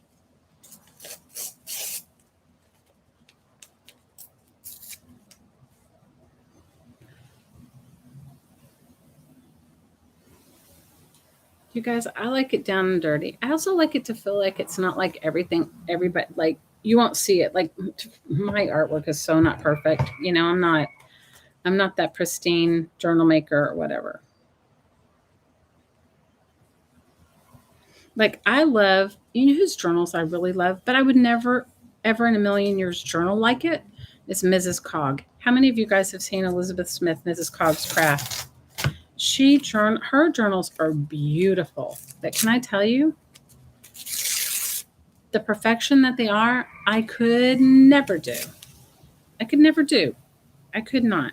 Because I can't cut a straight line. I can cut a straight line in fabric. I just can't cut a straight line in paper. Guys, I'm addicted to Asian book pages. I don't know why. The quality of the paper is always really good. I don't know.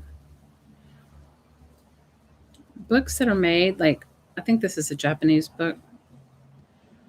My son-in-law's here. He tells us he reads Japanese, Chinese, Korean. And he speaks all of that too. Right? You love them, Shauna? Aren't they just gorgeous? Oh, and she's the sweetest woman ever. I don't know her personally, but I mean, she seems like she's the sweetest woman ever. And I love her journals. I don't journal like that. Like that to me is like, would be so, guys, I can't even color straight in the lines. Okay. So you get the idea. Mine would not end up like hers.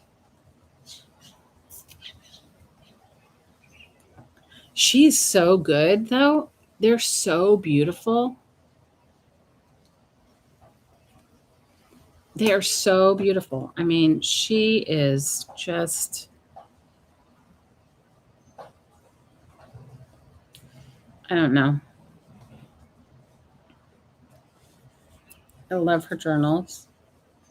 And you can buy one occasionally. They're very pricey though, which I'm not saying it's not worth it. I'm just saying they're very pricey. I inquired once because she was making she made a cat journal. Did you see the fabric cat journals that she made? They were so beautiful.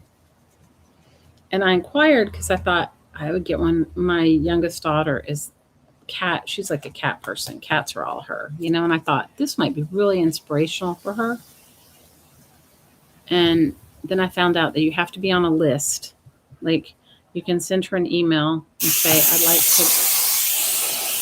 sorry, my neighbor's deciding to turn on something loud. That's not me. He's turning on I don't know what. Like, it sounds like a spray gun.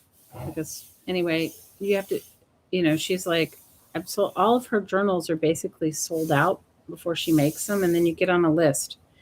And then she if you email her and tell her you'd like to be on the list, then when your number comes up, she offers you whatever journal she's made at that moment. Like she doesn't take requests. You can't, I don't think she does custom things. Anyway, but they were cool. You guys have no idea. My neighbors are I don't know. And they do it night and day. You can ask Val. You can just ask Val about what it's like. Hawaii neighbors.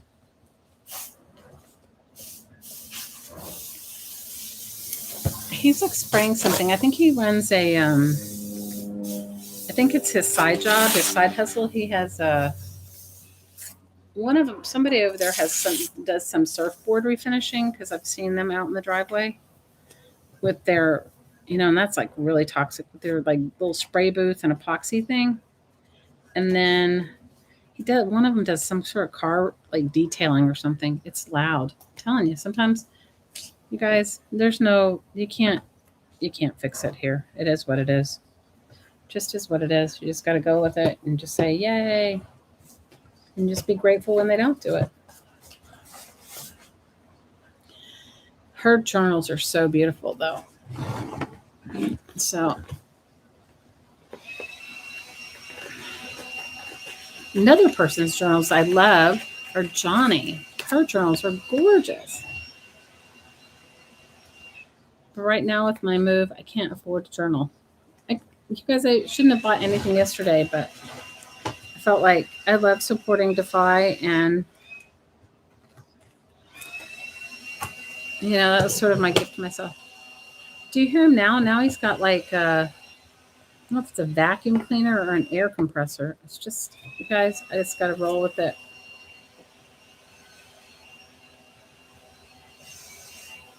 If it makes you sick, you can sure use them awful people. He is a busy neighbor. Oh, no. Hawaii is not a Sumi state, okay? It's all good, you guys.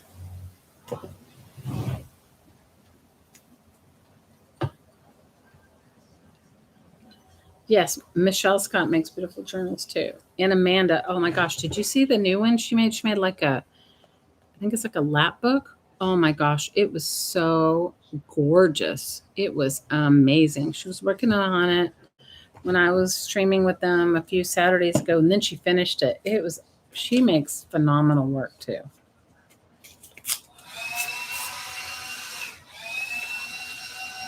I think if you ever ask Care, I think she said once, I know she bought a Michelle Scott journal a long time ago, and she said that's her favorite journal that she's ever bought. I said, oh, wow.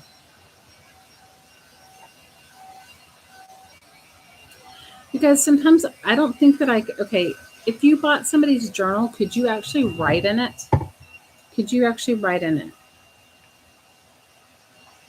Could you actually write in a journal?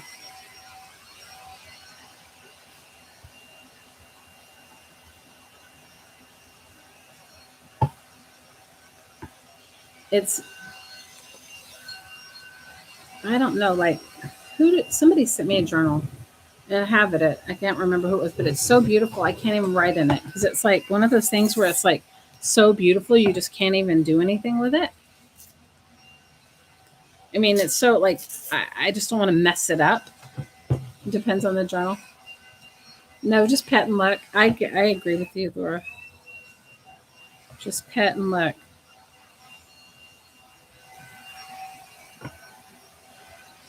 Just pet and look. Yeah, my neighbor is really busy today. He's deciding he's got some blowing or something. I don't know what he's doing.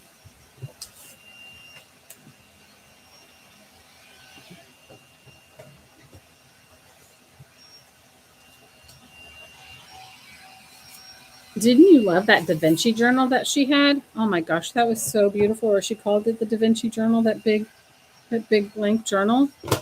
That was stunning. Now I could have definitely worked in that. It was all blank and it just had all the pages that she paperclip to it. Yes, you bought Shauna's journal for the first one, and it took you a month to write in it, but you found your groove. Aww, that's awesome. Sometimes I just like to buy them. I love supporting other artists, but sometimes I just like to buy them and, as Laura says, just pet them. Yeah.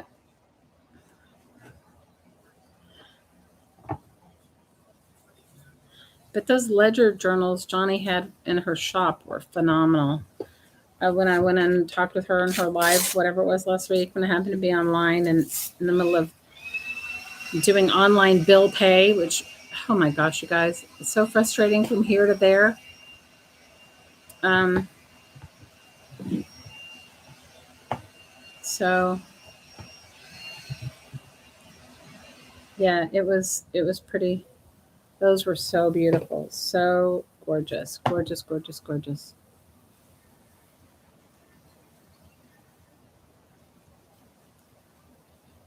Sounds like being in the dentist chair.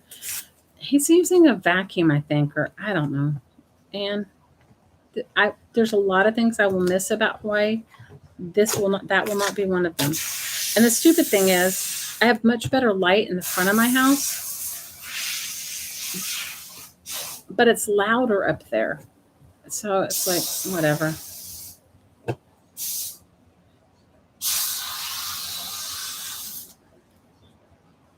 Shauna says it makes her super happy.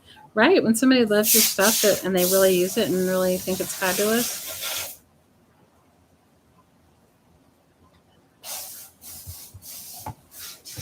I have gotten some amazing journals in my journaling whatever.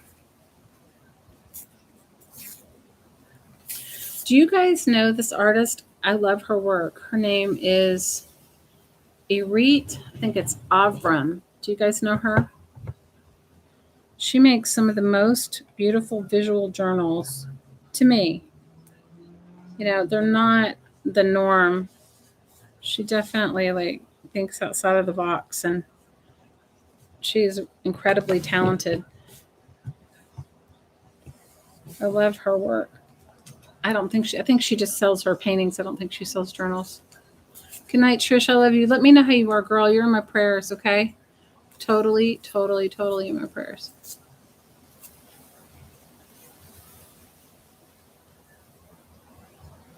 You know who I wanted a journal from, but I don't think she's selling them anymore.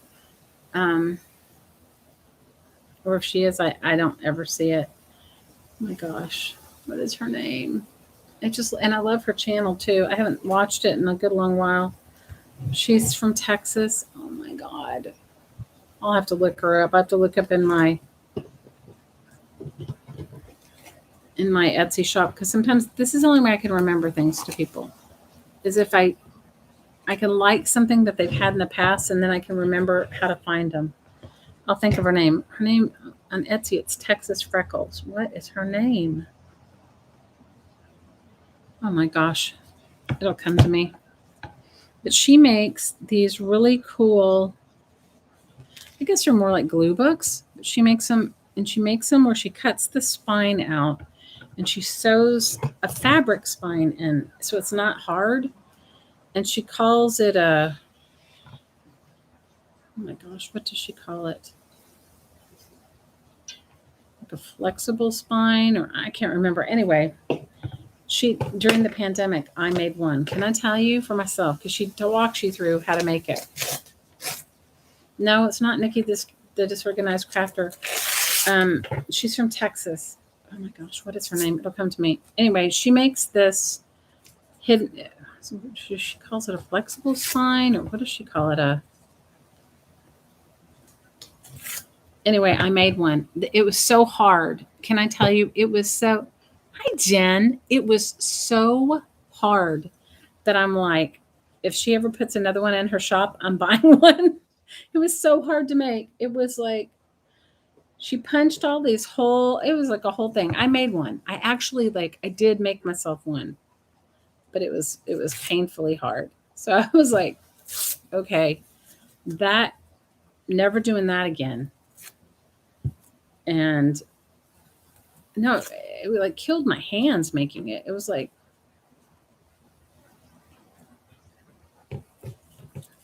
guys, I'm just trying to cover up a little of this is like The Customer's Never Right or some book. I don't know what it is. I am making, I'll show it to you. I'm making like a little present book. So I love to make altered books, but this one's going to be, my kids expect, even though we're moving, my kids expect some sort of handmade. So this I'm making for my daughter that's here. And so I don't know what I'll do in the cover. I may do some, I don't know. I'm punch holes and put some fabric through it, but I'm going to find some pictures of her and put them in here. Maybe even just color copy them and glue them in. And then I'm going to fill like the whole book with stuff. Like it has just randomly put bunches of stuff in here, put a couple gift cards, maybe some cash, maybe a piece of jewelry, wrap a few tiny presents in it. And then that's what I'm going to give her. So I don't know. What do you want to call this? What would you call this? An everything book? I don't know. So they expect me to make them something. I am still going to make her quilt, but I'm not. I may only sew like one thing of it together and then just ship myself the rest of the denim and finish it when I get to North Carolina. Because you guys, it'll probably be weighing like 50 pounds, that quilt. So right now I'm just trying to cover up it had some writing. Usually they don't have it in the front. I love recycled journals. I love recycled because I probably wouldn't have loved recycled journals if I like I make recycled art. I always have, but maybe I would have been more to the beautiful side of it if I'd had a printer and printing ink was not so expensive, or if I had access to really nice paper, because I love really nice paper journals. I do. But when you don't have access to it and you just want to make something, or you want to, anyway, mine came out of that's just my aesthetic, I think.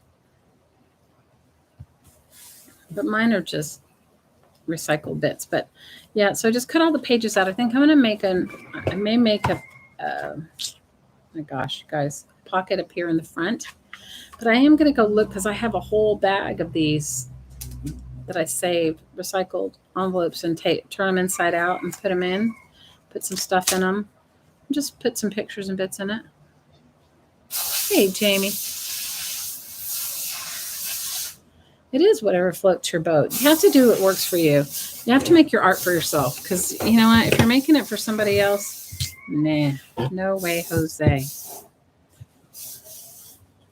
You guys, I can make something from nothing. Believe me, I have done it many a day.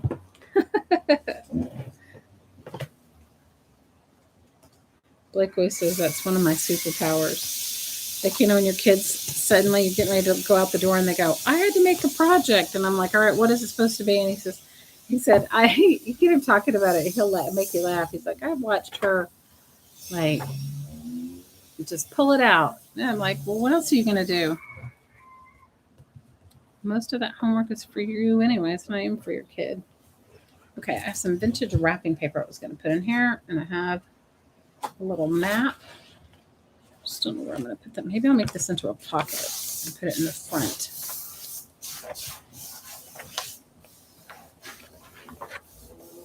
Let me see, what do I want to show up? Jordan or Israel? I guess it's just Jordan and Israel. You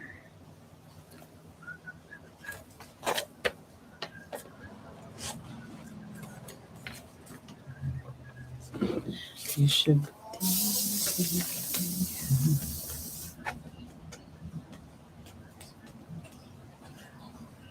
You made your daughter a life quote when she went off to college. It has every holiday, every accomplishment, and every activity. She loved it. Oh, Riri, that's beautiful. That is so beautiful. Seeking, you shall find a journal. Yes. You guys, upcycling is not for everyone, and I know that. I mean, I'm not like under any sort of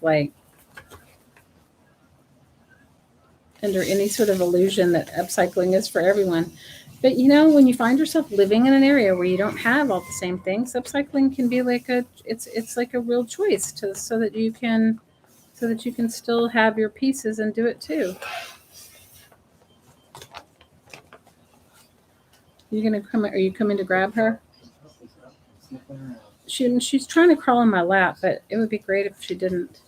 We adopted a little dog. About how long have we had her? 4 or 5 years? Anyways, she's after we got back from Vegas. Yeah, so Seisha was like 11, I think, when we got her. So how old is so we've had her 4 years. You guys, we just realized she's completely and utterly blind. She is a blind pup. I mean, we knew she had some seeing issues, but it's definitely getting worse. And yeah, she's blind. And I think we just thought she was like a lap dog, kind of needy. Neither one of us have ever had a dog like that. But we both are coming to the realization that we think she really does it because she can't see anything.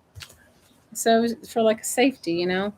But I have to tell you, she had a rough life. She was not treated well. Not by us. We love her. Are you kidding? I was so worried she was not feeling well yesterday. And I was like, oh my God. I said, we cannot afford a huge vet bill. But she snapped out of it. Lord only knows. Maybe she ate something she shouldn't.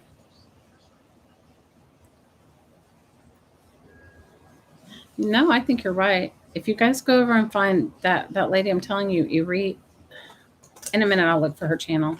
And then I will find the one that I told you she made, the soft spine journal, or I don't know what she called it. But I have to tell you, it was a very hard make. It was the first thing in a long time that I saw, and I said, oh, I'm going to make that. And it was such a hard make. I was like, oh my gosh, if she ever has one for sale, I'm going to buy one. And I think she makes them monthly. Like how some people, like how Elle makes her journals monthly, like, her daily journals. You know what I'm talking about? Oh my gosh, you guys will know her. And she's got such a cute channel. Why can't I think of her name? Guys, this is what happens when you go through like a stressful situation or you find yourself moving, you forget everything. Or I forget everything.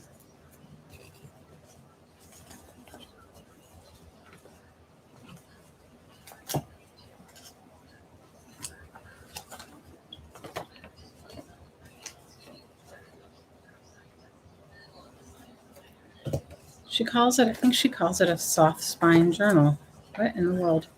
Melanie's her first name. Okay, Melanie. What's her last name? Now I don't remember. Melanie. What's her last name? Melanie. I'm going to find it. I'm going to look for it in just a minute. I'm going to look for it. All right. I have one pocket here. One little bitty pocket that I got to glue together. One pocket to glue together. Guys, I'm trying to use up my glue. I'm down to I'm going to have to start scooping it out of this little glue stick if I want to keep the glue going. Oh, Melanie, what is her last name? Because she makes some really creative journals, and she also quilts. Oh my gosh, what is her name? Melanie? I don't know. I'll look for it in a minute. Melanie. Dang it. What is her name? Melanie. I'm going to let it dry and then I'll glue it in. Let me see if I can find it. Melanie Sullivan. That's it. I love her. Go and watch her channel. Here, let me find it and put it in there. Melanie Sullivan. You got it. I'm going to find her channel and I will put it in here. She makes, you guys should check her out. Let me see. And I don't know how I found her. I might have found her because I was quilting something. I don't know.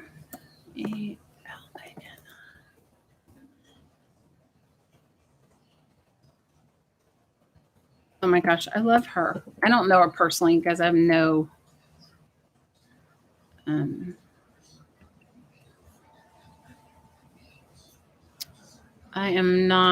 don't know anything about her personally, but she has this.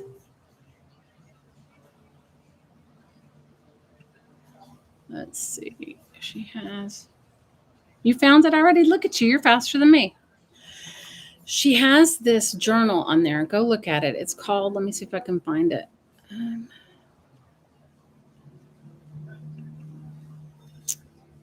She calls it.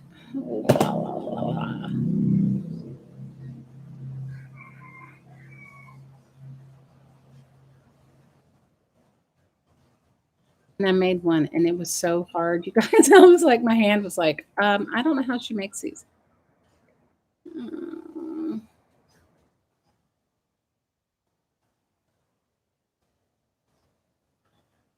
Here we go. Here it is.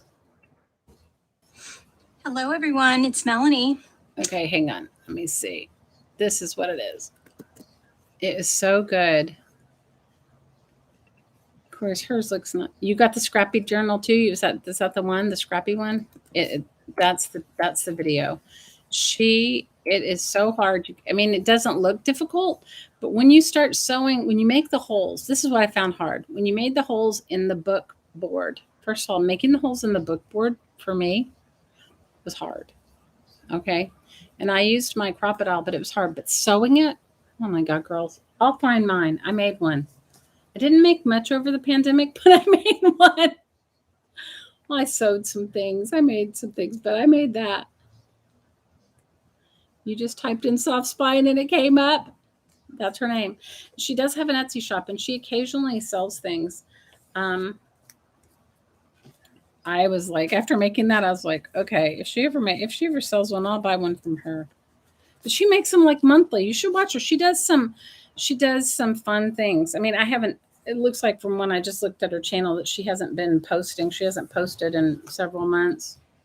So I don't know what's going on with her, but anyway, that you have to look at that soft spine journal. It's like, it for me, it inspired me, but it wasn't an easy make. So for me, but you guys may be more, I don't know. I did it though. Put it this way. I did the cover and I sewed the spine to the cover. That's as far as I got. Because after that, I was like, this is hard. It was like, this was hard. I sewed the spine to the cover. I made some signatures. I did not sew the signatures in yet. You just typed in soft spine journal. There you go. There you go. I think she's very talented. Definitely thinks outside the box, which I really like. That goes well for me, thinking outside the box. So I have a little pocket here. I can put a few things in it. I need another glue stick, and I'm like, I know I have a whole bag of them. I know I brought them over here with me when I came to sit down, but it's like, where are they? If you guys saw my desk right now, you'd be like, what in the world? How do you find anything on it? I definitely have a craft-a-lanch going on here. Have a craft-a-lanch. Where is my glue sticks? I have a bag of them. Because put them in a bag to give them away. Your fear is the holes in the sewing not getting it right. That's what I prefer. Notebooks or something. I get it. Hers is like, if you go look at it though, she sews it to the side of the book. Oh, you're talking about sewing your signatures in.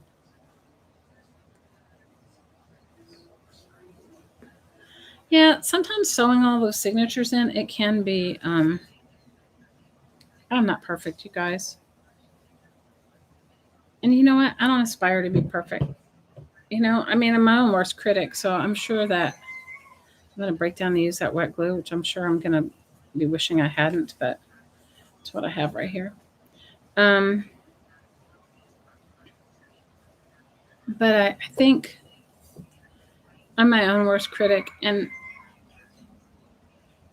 just making a journal for the fun of it isn't good enough for me, and then using it. That's the one thing I can say. I have made Blake a number of handmade journals over the years, and he uses them all. Because even my ex-husband, he did too. So there you go. Made him like I made some really beautiful journals over the years. I made some like, glued in. I mean, I made a bunch of leather-bound journals. I've made sketchbooks with handmade paper. Like where you make the paper yourself. I've done that.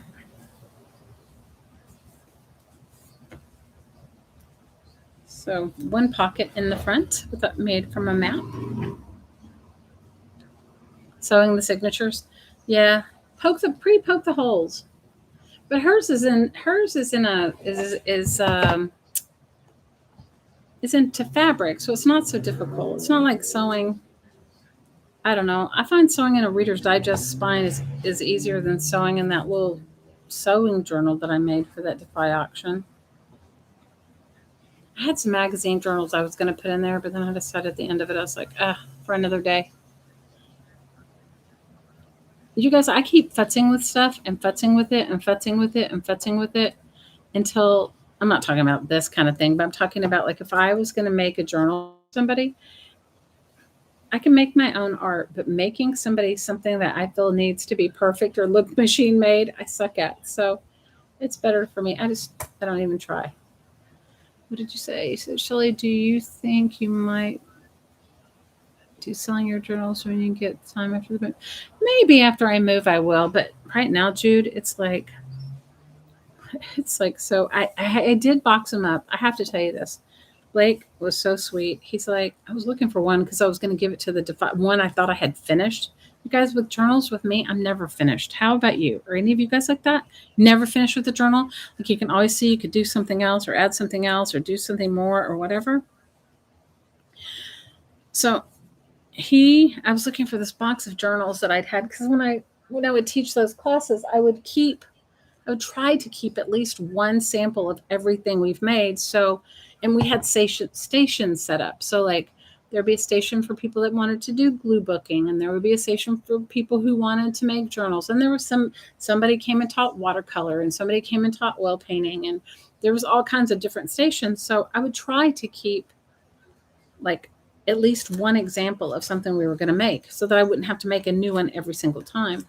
So I have a box of those. And so that's what I was going to give to Defy. I was super excited about it. And I was like, oh, because I had seen them recently. I'd seen the box. I was like, yeah, okay. I know I must have almost a finished one in there, right? For all these years. And he was so funny. He was like, I already packed all that stuff up and sent it to us in North Carolina. I said, already? He was like, yeah, because I don't want to give you the chance to throw it away. I said, I wouldn't have thrown it away. He goes, I don't know. He goes, sometimes when you get too overwhelmed, you just go, throw it out. So now you make 3 reading journal months for your son. A Frosty the Snowman. The video of it should be somewhere on your channel. Oh, I'll go look for it, Kitty Jen. I love that. Well, I will make some when I get to North Carolina. I think I'm gonna just need a couple of weeks off, and then I will dive into. Because you know what? The more I talk with Blake, the less I think I'm gonna go. I was offered a really good job there, but I don't know if I'm gonna do it. I think I'm thinking more and more. Jamie's been talking to me about homeschooling, and that I'm going to look into for my daughter. Because I don't know, the little town we live in, the school isn't the best. And I don't know. I have to figure out the school thing. And then I don't know what I want to do. I don't know whether I want to go back to teaching metalsmithing. I don't know whether I want to go back to making jewelry or whether I just want to craft. I don't know. been a long time since I didn't have to do something. You know what I mean? Like where I didn't have to like sit down and go, okay, I'm going to work this job. So if I get it together, I'll make some. But you guys, I'm eclectic and weird. So it's going to be weird journals. They're not going to be beautiful like Elizabeth Smith, Mrs. Cog. Her journals are so fabulous. Second, I'm going to definitely do something with these pages. I was thinking I might put like another thing, but it's got some paper. I'm going to find my envelopes. I'm going to put a whole bunch more envelopes in here. I think that's what I'm going to do. Oh, I have a bright yellow one. Ooh, this one's good. How many of you guys get these crazy envelopes in the mail and you're like, what do I do with them? All of them stick together here, so I may have to get a hairdryer and see if I can unstick it. But if I can unstick it, I'm going to stick this crazy, put something on the top of it so it doesn't say global life.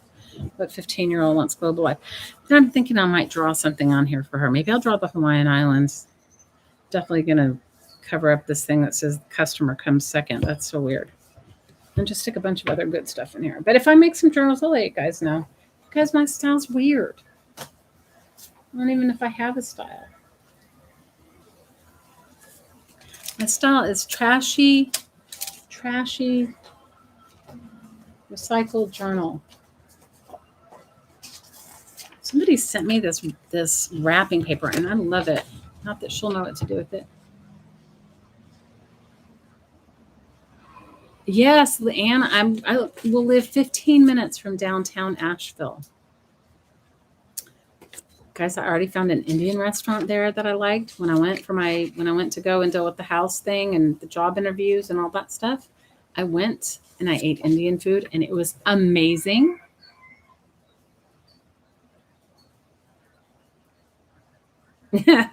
I'll make one, Jude. I'll try to get it together and make some. I do have some halfway finished, or they just need to be embellished. Because I told you I was teaching so much, I love somebody. I don't know who sent me this, but I love it. This friendship, or it says for your shower, but she won't even know what a shower is. She'll think I'm telling her she has to take a. She's gonna think I'm gonna tell her to take a shower. Little kids don't know. Let me make a pocket with this.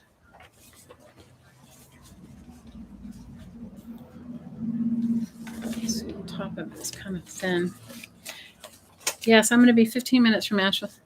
Oh, I'm so excited. Weird is good. Well, you got the weird right here, girls.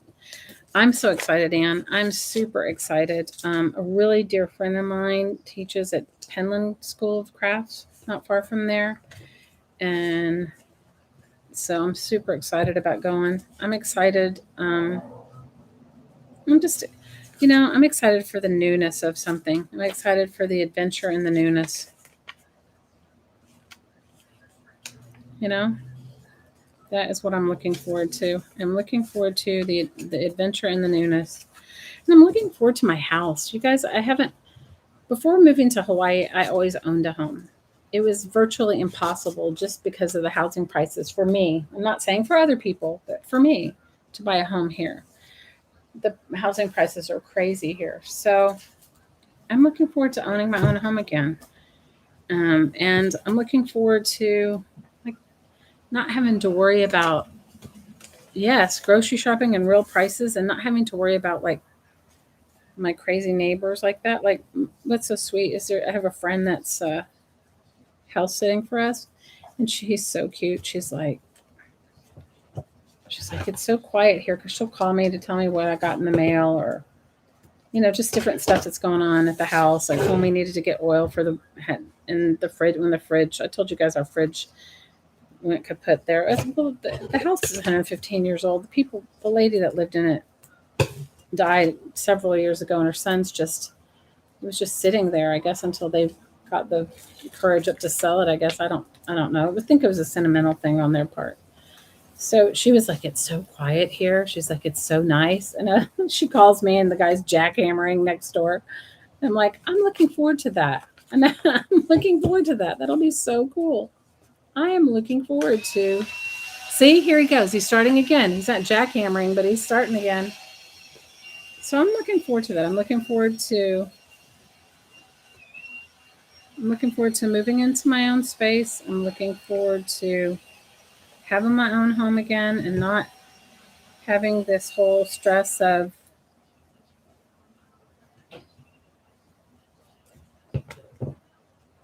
you know, landlords in Hawaii are greedy. I'm not going to lie, they are.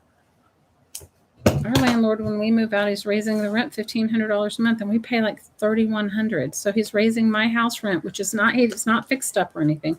Well, we painted it. We painted it and bought new appliances because it had no appliance. Well, we don't even get into that. Yeah, take the rent from 3,100 to 46, I think is what he's asking.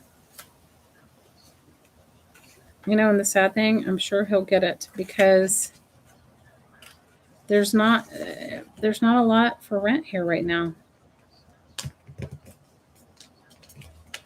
So I'm sure he will get it. He will get his $4,600 a month. I'm so excited. I know it's an old house, Ann, but I know there's a house for everybody, but old Victorian is all me. No, he's it's I think it you know what I think it is? I think it's a air compressor. You guys will laugh though. Sometimes you'll hear him knocking and you'll hear him fussing. I guess his family doesn't like him to come in the house, so they lock him out. The other night he was out there, he was like, "Open the door," and I said, "Who is that?" And Blake's like, "That's the guy that lives behind us." I'm like, "Really?" I said, "What's going on?" He goes, "I guess he pissed them off and nobody wants him in the house." I'm like, "Oh my God. Isn't that ridiculous?" But it is what it is, you guys. And I'm excited. I'm excited for a lot of things. I'm excited. I feel like it's a new chapter for me. I'm excited to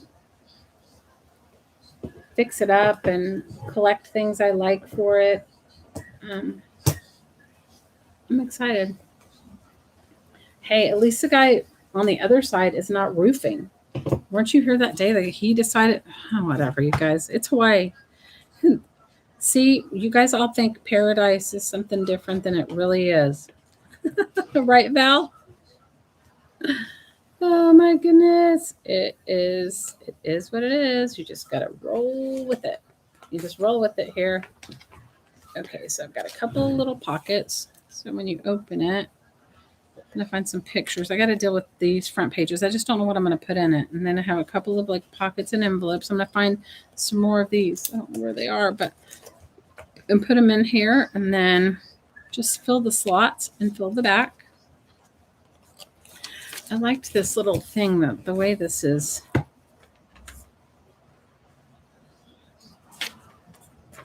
like the way this thing for the book came right there. I don't know what I'm going to do with that. Yep. You guys, it is what it is. Hawaii is not for the faint of heart if you have noise issues. If you have noise issues.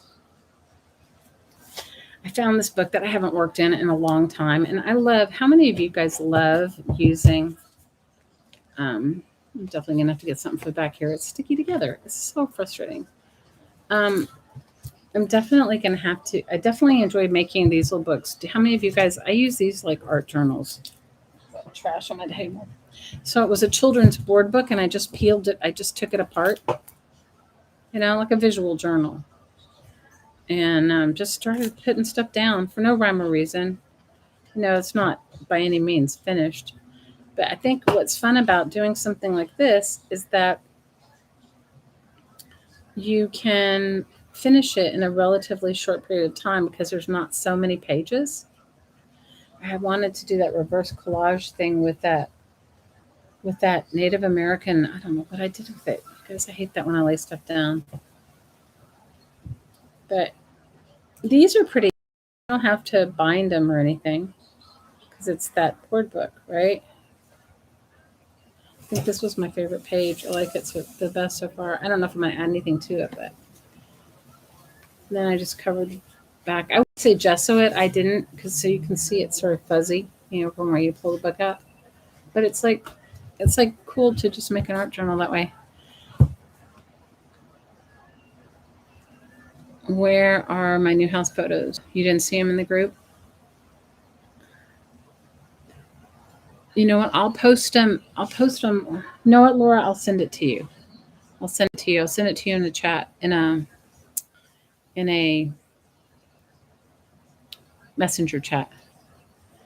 Val says exactly, and that rent increase is insane. My landlord did not raise our rent for the first year, but it is raising it in $200 for new tenants. It makes 32.90, but it actually he could get 5K. You guys, it's so unbelievable. It's ridiculous. The last time you were in Hawaii, you believe you were 5 or 6 or 7. Oh, cool. That's awesome, Jen. Right? It's crazy. It is crazy. It's crazy. It was like, yeah, nobody, you know what? The whole thing's going on right now here is like there's a huge uproar, at least on Maui. I don't know about because Val lives on a different island and, all the islands have their own like thing. But right now, they are um, for like yelling at the mayor to say like, what are you doing about this crazy rent increases? And now people don't want. It's not that people don't want to work. It's just that people have so many people moved off the island when the pandemic happened because many of us were living like paycheck to paycheck. I mean, just like everybody else in America, but um, the glue thing is bothering me. But when you lose your job and you're a two paycheck, you're a 4 job household, meaning like everybody has 2 jobs, and you lose both your jobs. There's not a lot you can do about it. So I don't know. So they've been like, there's been all kinds of like fussing at the powers that be here, asking them like, what are you going to do about it? Like, what are you gonna what are you gonna do about the rent increase? How are you going to help us? The one problem is that you need a working class when you're only a tourist driven entity, which is Hawaii is. You need a working class. You need working class people to keep you going. I mean, who's going to check you out at the grocery store? Who's going to stock your shelves? Okay, they might have automated checkers at Walmart, but they don't have automated stockers. You know what I mean? They don't have automated like anyway. Yeah, preaching to the choir. You guys get my drift. You guys get it and understand it. It is not. It is not. It is an island of very wealthy and very poor. And you it's not even the poor part is it's just it's not affordable. Pretty soon the whole island will be owned by the very rich and there will be no one to work anywhere because they can't afford to work here. It's true. Live here. Now you're right.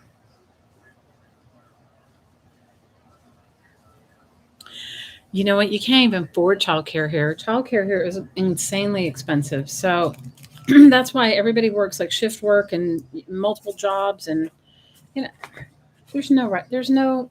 The only way they're going to ever be able to fix it is if they decide they're going to change it. And in order to change it, somebody's going to have to give up the money. And it's not the politicians. They don't want to give up the money, at least here in Maui. And so the people are just going to move off. I mean, unfortunately, what happens is so like our house is not big. We have 3 bedrooms and 2 bathrooms. And it's probably 800 square feet. And generally, this size house would have 3 whole families living in it. Like me, Blake, Seisha, plus my grown children with their children and or even a grandparent or 2 grandparents. I mean, this little tiny house would be home to like the people that live next door. There's probably 15 people that live in that house next door.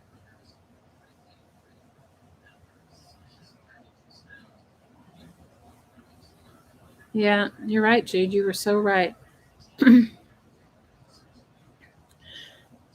Yeah, live not work. You know what the thing is that, I'm not, if my oldest daughter hadn't come home and helped me when I needed help, when Blake had to go take his dad back to the mainland, and then I was working that job, and then if she and her husband hadn't come to help me, I would have had to not take that job. I'd have had to quit the job because I wouldn't have had anybody to watch her. And it wasn't that they needed to watch her, but they needed to take her to and from school, you know? So, whatever. It is, you know what? It's a problem. And until somebody really wants to fix the problem, it's going to perpetuate. And unfortunately, it's just what it is. See what stars I like. There's all these stars. I love it. I get the most random mail sometimes, and this is from a long time ago. Somebody sent me all these stars. You guys, I keep everything. That's my problem. Because I see it, so I'm going to use it someday. I don't know what I'm going to use it for, but I am. I'm going to use it. I'm going to put it here. I'm going to use it on something. Somebody cut out these stars and sent them to me. I love them. She'll love them. Like she's 15. What do I think?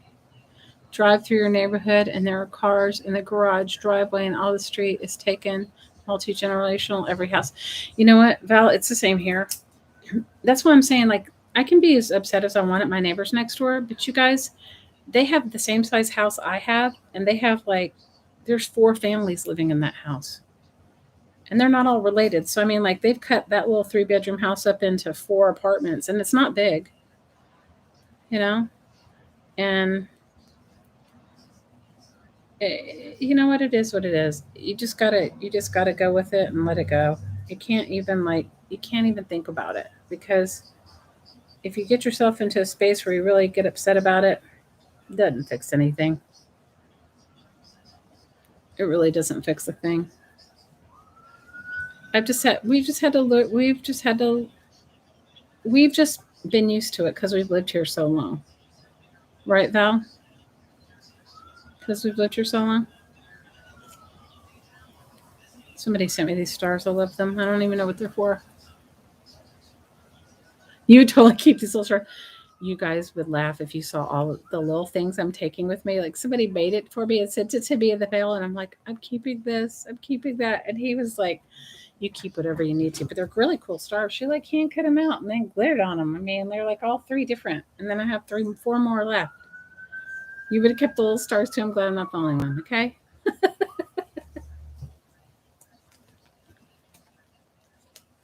Oh no, everybody's working. There isn't anybody that's not working here. Everybody's working. It's just you can't afford to live. Like, okay, so if your rent, think about this. If your rent's $3,100 a month, you're you're supposed to be making like what, 9,000, 9,000 a month to afford a $3,000 a month rent. If I find a Christmas tree, put a star on top. I could make a little cutout Christmas tree. Oh no, I'm gonna put little love notes in her to her, and she loves pens. And I found a whole bunch of pens that I had put up. Like, she likes all kinds of markers and pens. Like 15-year-olds do. So I found this set of Papermate pens that I had bought in my stuff. So I figured I'm going to wrap those to go with it. And then I have some black ones. I'm going to wrap those. And then I'm going to put like little pictures and little bits and pieces. And then just stuff it with all kinds of. She loves Jamba Juice. So I'm going to get her Jamba Juice gift card and, I don't know, a couple pairs of earrings. She likes funky things. So I'm just going to stick a whole bunch of stuff in here.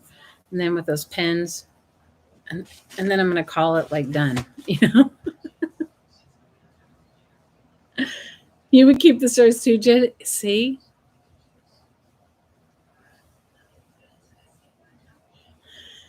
Girl, everybody here has to work 2 and 3 jobs. That's what I'm telling you.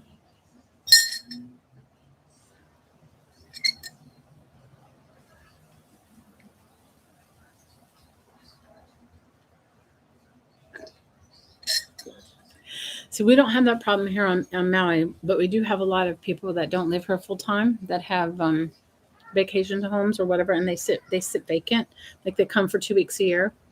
So like when like new housing developments open up, which they do, and say you can buy it in a bottom tier, they don't make it restricted to people. They like we have people from all over the world that can buy stuff here. Like there's no restriction for them. There's no like restriction for anybody. Median single family home price is $1 million. On my island, it's even more. On my island, it is even more. You can't even get a tear down. You can get a tear down for about $500,000, and that's like on an 8,000 square foot lot. Guys, I have some really fun like ephemera from those Life magazines. Remember these Campbell kids? Remember them? That might be way before everybody's time, but it wasn't before mine. I remember seeing ads of these were the Campbell soup kids. Aren't they cute? I think I'm gonna put a few pieces in there for her.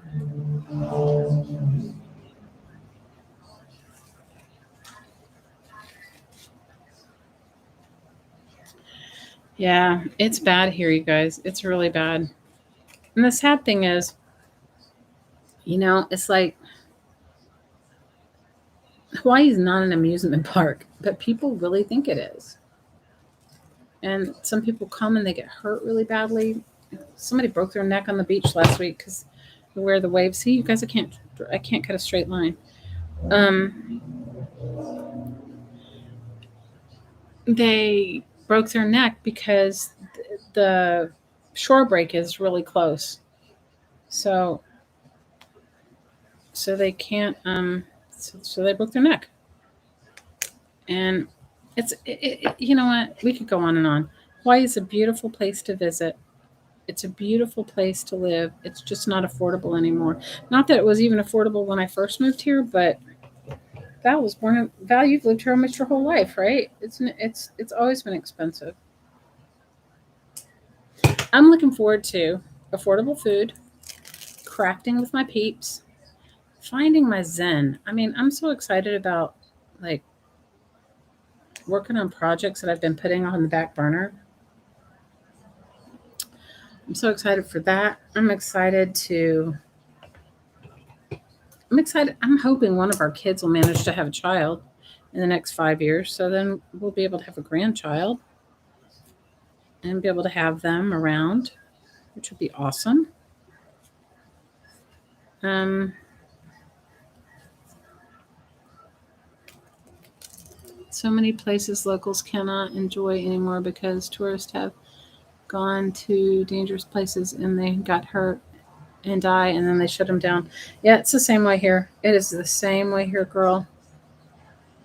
But that was just on the beach over in Wailea, and it's McKenna Beach, or Big Beach is what we call it. But yeah, the shore break is really bad there, and they have signs up. Okay, so please realize, like, they have signs saying, whatever, danger or anyway, they have signs.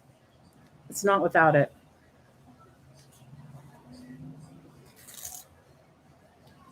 Yeah, we had a great white sighting here. Did you guys have one on Oahu, Val? Which are very rare. Great white sharks don't usually come this warm, but we had one. She may not even appreciate it, but I will. You can't really see how bad I cut it out because it's kind of beige matte. It goes into the page.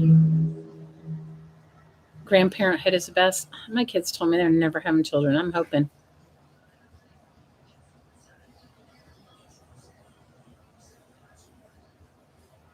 It's starting to happen where you are. Oh my God, that's horrible. Since I was 9, my mom bought her house in 1967 for $20,000, sold it for $500,000, and actually got ripped off. Yeah, Kauai, you can't buy a house for under $1 million. Hi, Barb. You live in Northern California and people are always being swept into the ocean. Barb, that happened here last week. It was horrible. We had that crazy weather. Val and I were telling you guys it was called the Kona. What was it called? The Kona Lows? I'd never heard of that in my whole time I've ever lived here. And people were being swept off the road. And they sent out, we had a warning thing. We had a thing where they go, where they blow all the sirens and they tell you if you don't have to go, don't go anywhere. I mean, we had the whole thing. People do not listen here. Okay. People do not listen here. And they did. We had people, tourists, unfortunately, got swept into the ocean. Nothing you can do about it. Then we also had, this happens a lot here. So like we have beautiful waterfalls here, but those beautiful waterfalls, when they tell you don't go to them, they mean it because they're off the beaten path. And we've had people that go hiking out there and then they're swept out to the ocean because all of a sudden they'll have all of a sudden the water just rushes down from the mountain and it's unpredictable. And then, yeah, it happens. It's like so sad. I mean, nobody wants to see anything like that happen here, but it does. It does happen here. That's what I mean. Like, Hawaii's not Hawaii's not an amusement park. But you know what? It's like they have all the warning signs up. People don't listen. I don't know what is the like what can you do when somebody doesn't listen? I mean, I don't know what you can do. People don't listen. You know?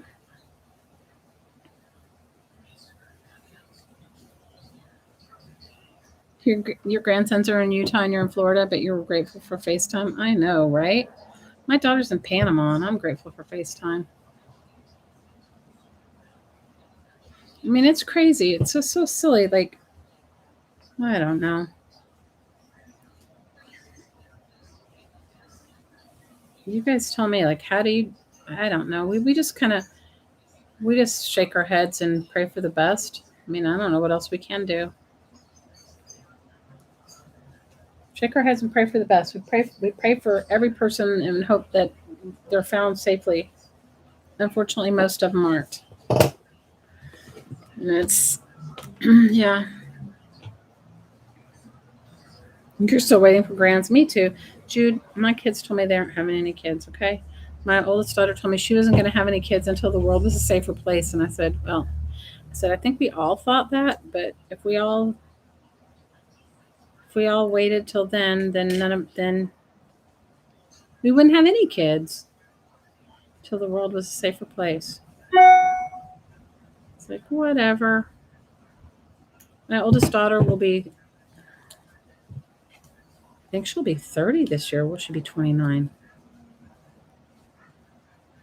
Guys, isn't that terrible that you don't like, you're like thinking about your kids and you're like, how old are they going to be? Um,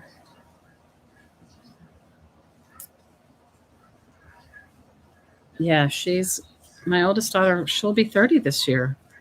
She was born in 92, so she'll be 30.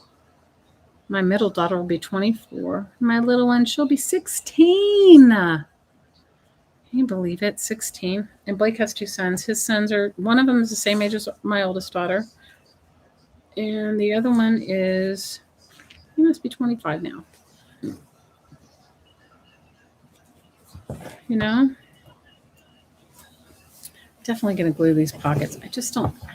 I had a vision for myself. Like, I was going to try to find a napkin. Like, I know I still have some remnants of napkins to decoupage. I was going to try to put one on the front and make like a scallop here and then glue these pages like as a sturdy pocket. And then I still have some,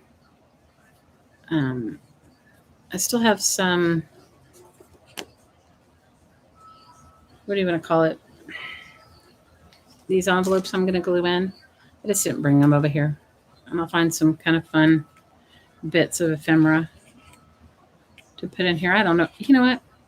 I think she'll probably just take the cash and things out and say, oh, that's okay. But maybe later on in her life, she'll look back and she'll go, my mom made me the funkiest, coolest books.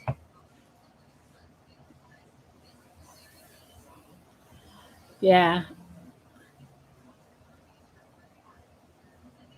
Your baby said that too. You're having your first great grand. Oh, Barb, I'm so jealous.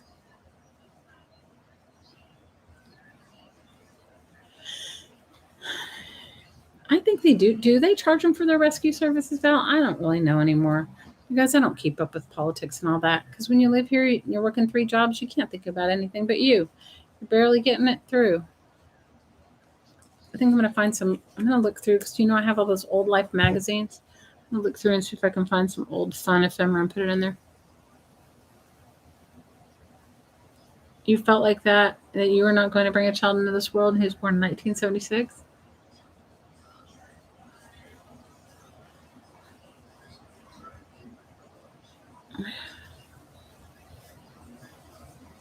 Yeah, I understand. Jude, my kids are like that too.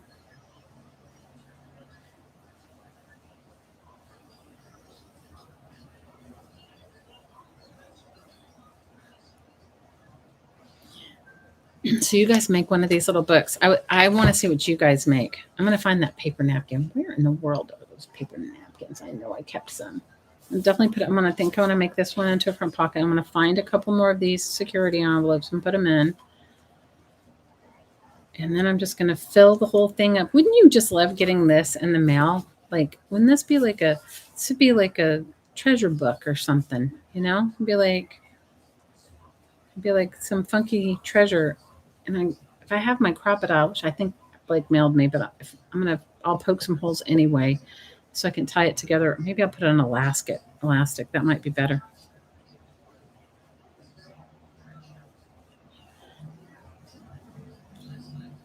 Send it to you. Hey, you guys never know because guys, the so saddest thing is I have a whole box of books that I'm like, Blake's he's trying to patiently intervene. They have a gentle intervention with me, right? He's trying to be like gentle. He's like, you can take those books if you want, but if you're not going to take them, can you? Are these a giveaway? Are they a throwaway?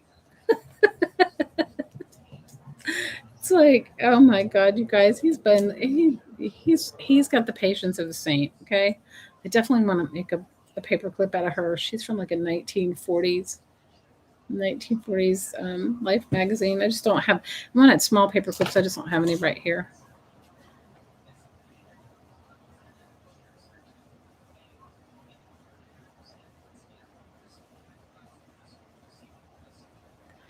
Anyway, it's so funny, guys. He's like being so sweet. He's like, no, you can take it. Just.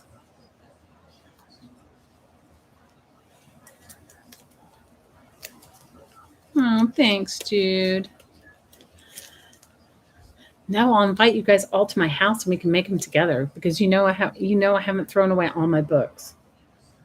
Okay, so he's already mailed me. Okay, what you don't understand about him is he has his own collection of books, but he doesn't cut his books up. So that's why he always makes a preface when I'm around. He's like, let me look at it before you cut it up, because even if it's a book that I think I want to cut up, because I told you guys about me cutting up that crazy expensive some old book or whatever. You guys, I don't ever look at books like those Waverly books that I have. They're like I looked up one of them. He said, Shelly, that book's worth $100. He's like, and I'm like, yeah, but I like it, and it's a really cool old book, and I think everybody else will like it too. You know what I mean? It's not like I'm not a rare book collector. I guess I collect rare books because they're old and I'm attracted to the covers. He's like, why did you buy it? Like he asks me that every time. He's like, why did you pick that book? And usually I'm like, oh, it's the cover. I wanted to it has like a linen cover, or like these books. I know that I picked them up to make glue books, I picked up as many as I could when I was teaching, because if somebody cuts up a book like this, maybe the resale value is $5 or whatever. It's not, or $1 or whatever, it's not a big deal. But when you get like a really old book, like those really old books, and the potential is they're $100 each, you may not cut them up. So, for me, it's like, that's what attracts me. So sometimes it's like the page count, especially if I was going to cut it up and make a book like this, or make those crazy glue books that I make, or it's the page count. Because also too, thinking about like when you're going to work with a whole group of people, making a 5 signature junk journal is not if somebody's frustrated or feels like a perfectionist, that's not going to happen. If you get a book this small, making a 1 or 2 signature junk journal is not a big deal, right? You bring a plate and your craft stash. You won't need to bring a craft stash because you know I'll have plenty. I'm the best. So yeah, you guys are always welcome. Oh, I'm happy for you, Anne. I saw your pictures of Disney with them. Yeah, none of my kids. Val has grandkids. She's like, Val's got some. Val, your kids got busy. You got lucky. Val, how many grandkids do you have? My kids are like, oh my god. You guys would laugh if you heard the conversations I have with my children. They're like, we're not having kids. We're not. Anyway, they're ridiculous. But I'm definitely going to work a little more on this. I'm going to work on the one I was working on the other night. That's what's great about the Dollar Tree books. Well, what's even better about these is I got them for free because when the little bookstore that I get books from, there's some books that they get so inundated with that they can't sell. And so if they have like 5 or 6 copies of the same book and say it's only worth $2, they'll put 2 copies in the store and they'll put 4 in the free section, or they used to. They don't really do it anymore. And I made friends with a lady there. And when I was really heavily teaching, and she saved me encyclopedias. She saved me all kinds of stuff that people could just cut up without thinking or being like, overly worried about it. So she would save me all kinds of things. We don't have a Dollar Tree here. There's no Dollar Tree. The Customer Comes Second. That was the name of this book. No, I have a pile of them. Like, I don't have any more 1-minute money managers, which are my favorite because they're really small and you can make a book out of them super fast. But I have I don't know, just a handful like this. Valerie, you have 14, age 11 months to 24. But how many kids do you have, Val? Do you have 5 or 6 kids? You had a tribe.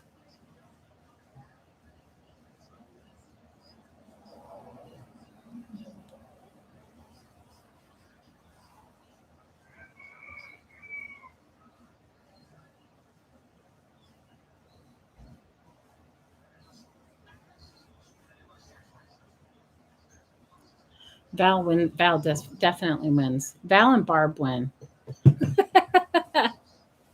Val, you and Barb win 100 times over.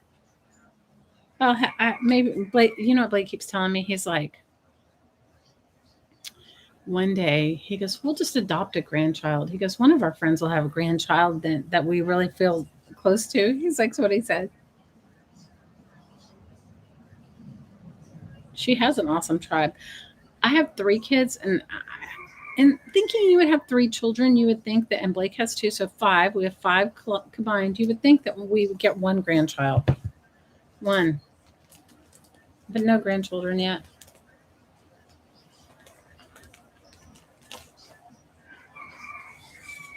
You guys, I have some really fun little bits and pieces people have sent me, and I'm going to try to find that.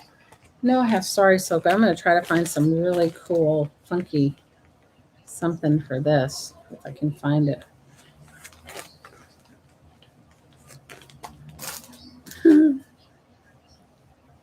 4 and 1 Hanai.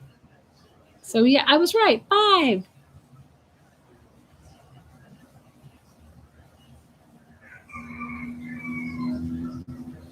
Your grandmother had 21 kids and your mom was the eldest. Aw, love them all. Oh, that's beautiful, Jude. Yes, it's a rooster. It's my neighbor. My neighbor's rooster. Okay. Yes. Or maybe it's the neighbor down the street's rooster. I don't know. Because you guys, chickens and roosters are feral here. I think that's super awesome. Let's see if I can find more of these like little funky things. Ah, that's so good. That's so great, Jude. You're so lucky. That is like you're really, really lucky that you can get together with that. If you have that many relatives and stuff like that. I only have my sister now. The rest of them are all. I have a cousin and a sister, and I mean I do have other cousins that are further away, but my mom's family, I have all of her family's gone, except I have a sister. She's like 6 years younger than me, and a cousin around the same age.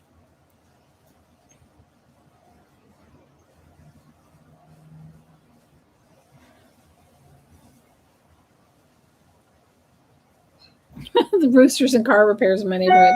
There's roosters in every neighborhood here.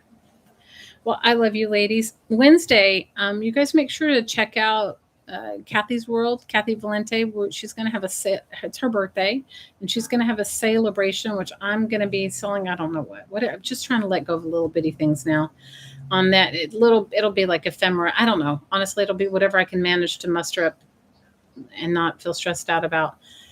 She asked me to do it a couple weeks ago, and I was like, yes. And then now I'm like, what am I going to? I still have so much stuff. But anyway, it's going to be her birthday celebration, and there's like 7 or 8 people doing it. So it'll be fun. You know what the hard part for me is? It'll be hard for me not to want to buy everybody else's things because theirs always looks better than mine. That'll be on Wednesday. And I don't know if I'm going to do anything between now and then, but I might. You never know. I know I need to finish this. And maybe if I get together and find the rest of my security envelopes, I'll turn them inside out and put them in. But yeah, never dull here, Anne. Roosters, cars, the guy next door with his jackhammering, somebody else with their. Anyway, whatever. It's definitely noisier than my last house. Last house, all you heard was birds tweeting all the time, but that's what it is. Yes, I love you, Jude. And I love all of you. And I really appreciate you being my crafty peeps. You have no idea how much I adore each and every one of you. I look forward to seeing your artwork. I love it. Nothing makes me happier. And maybe I'll see you tomorrow if I get it together. If I'm not, I don't know what tomorrow is. Tomorrow is like a crazy day, but definitely Wednesday I'll be over at Kathy's channel. Thanks for the thumbs up. I always appreciate it. And thanks for hanging out with me. All right, you guys, I'll see you later. And as always, from my heart to your heart, I'm sending you so much aloha. Bye.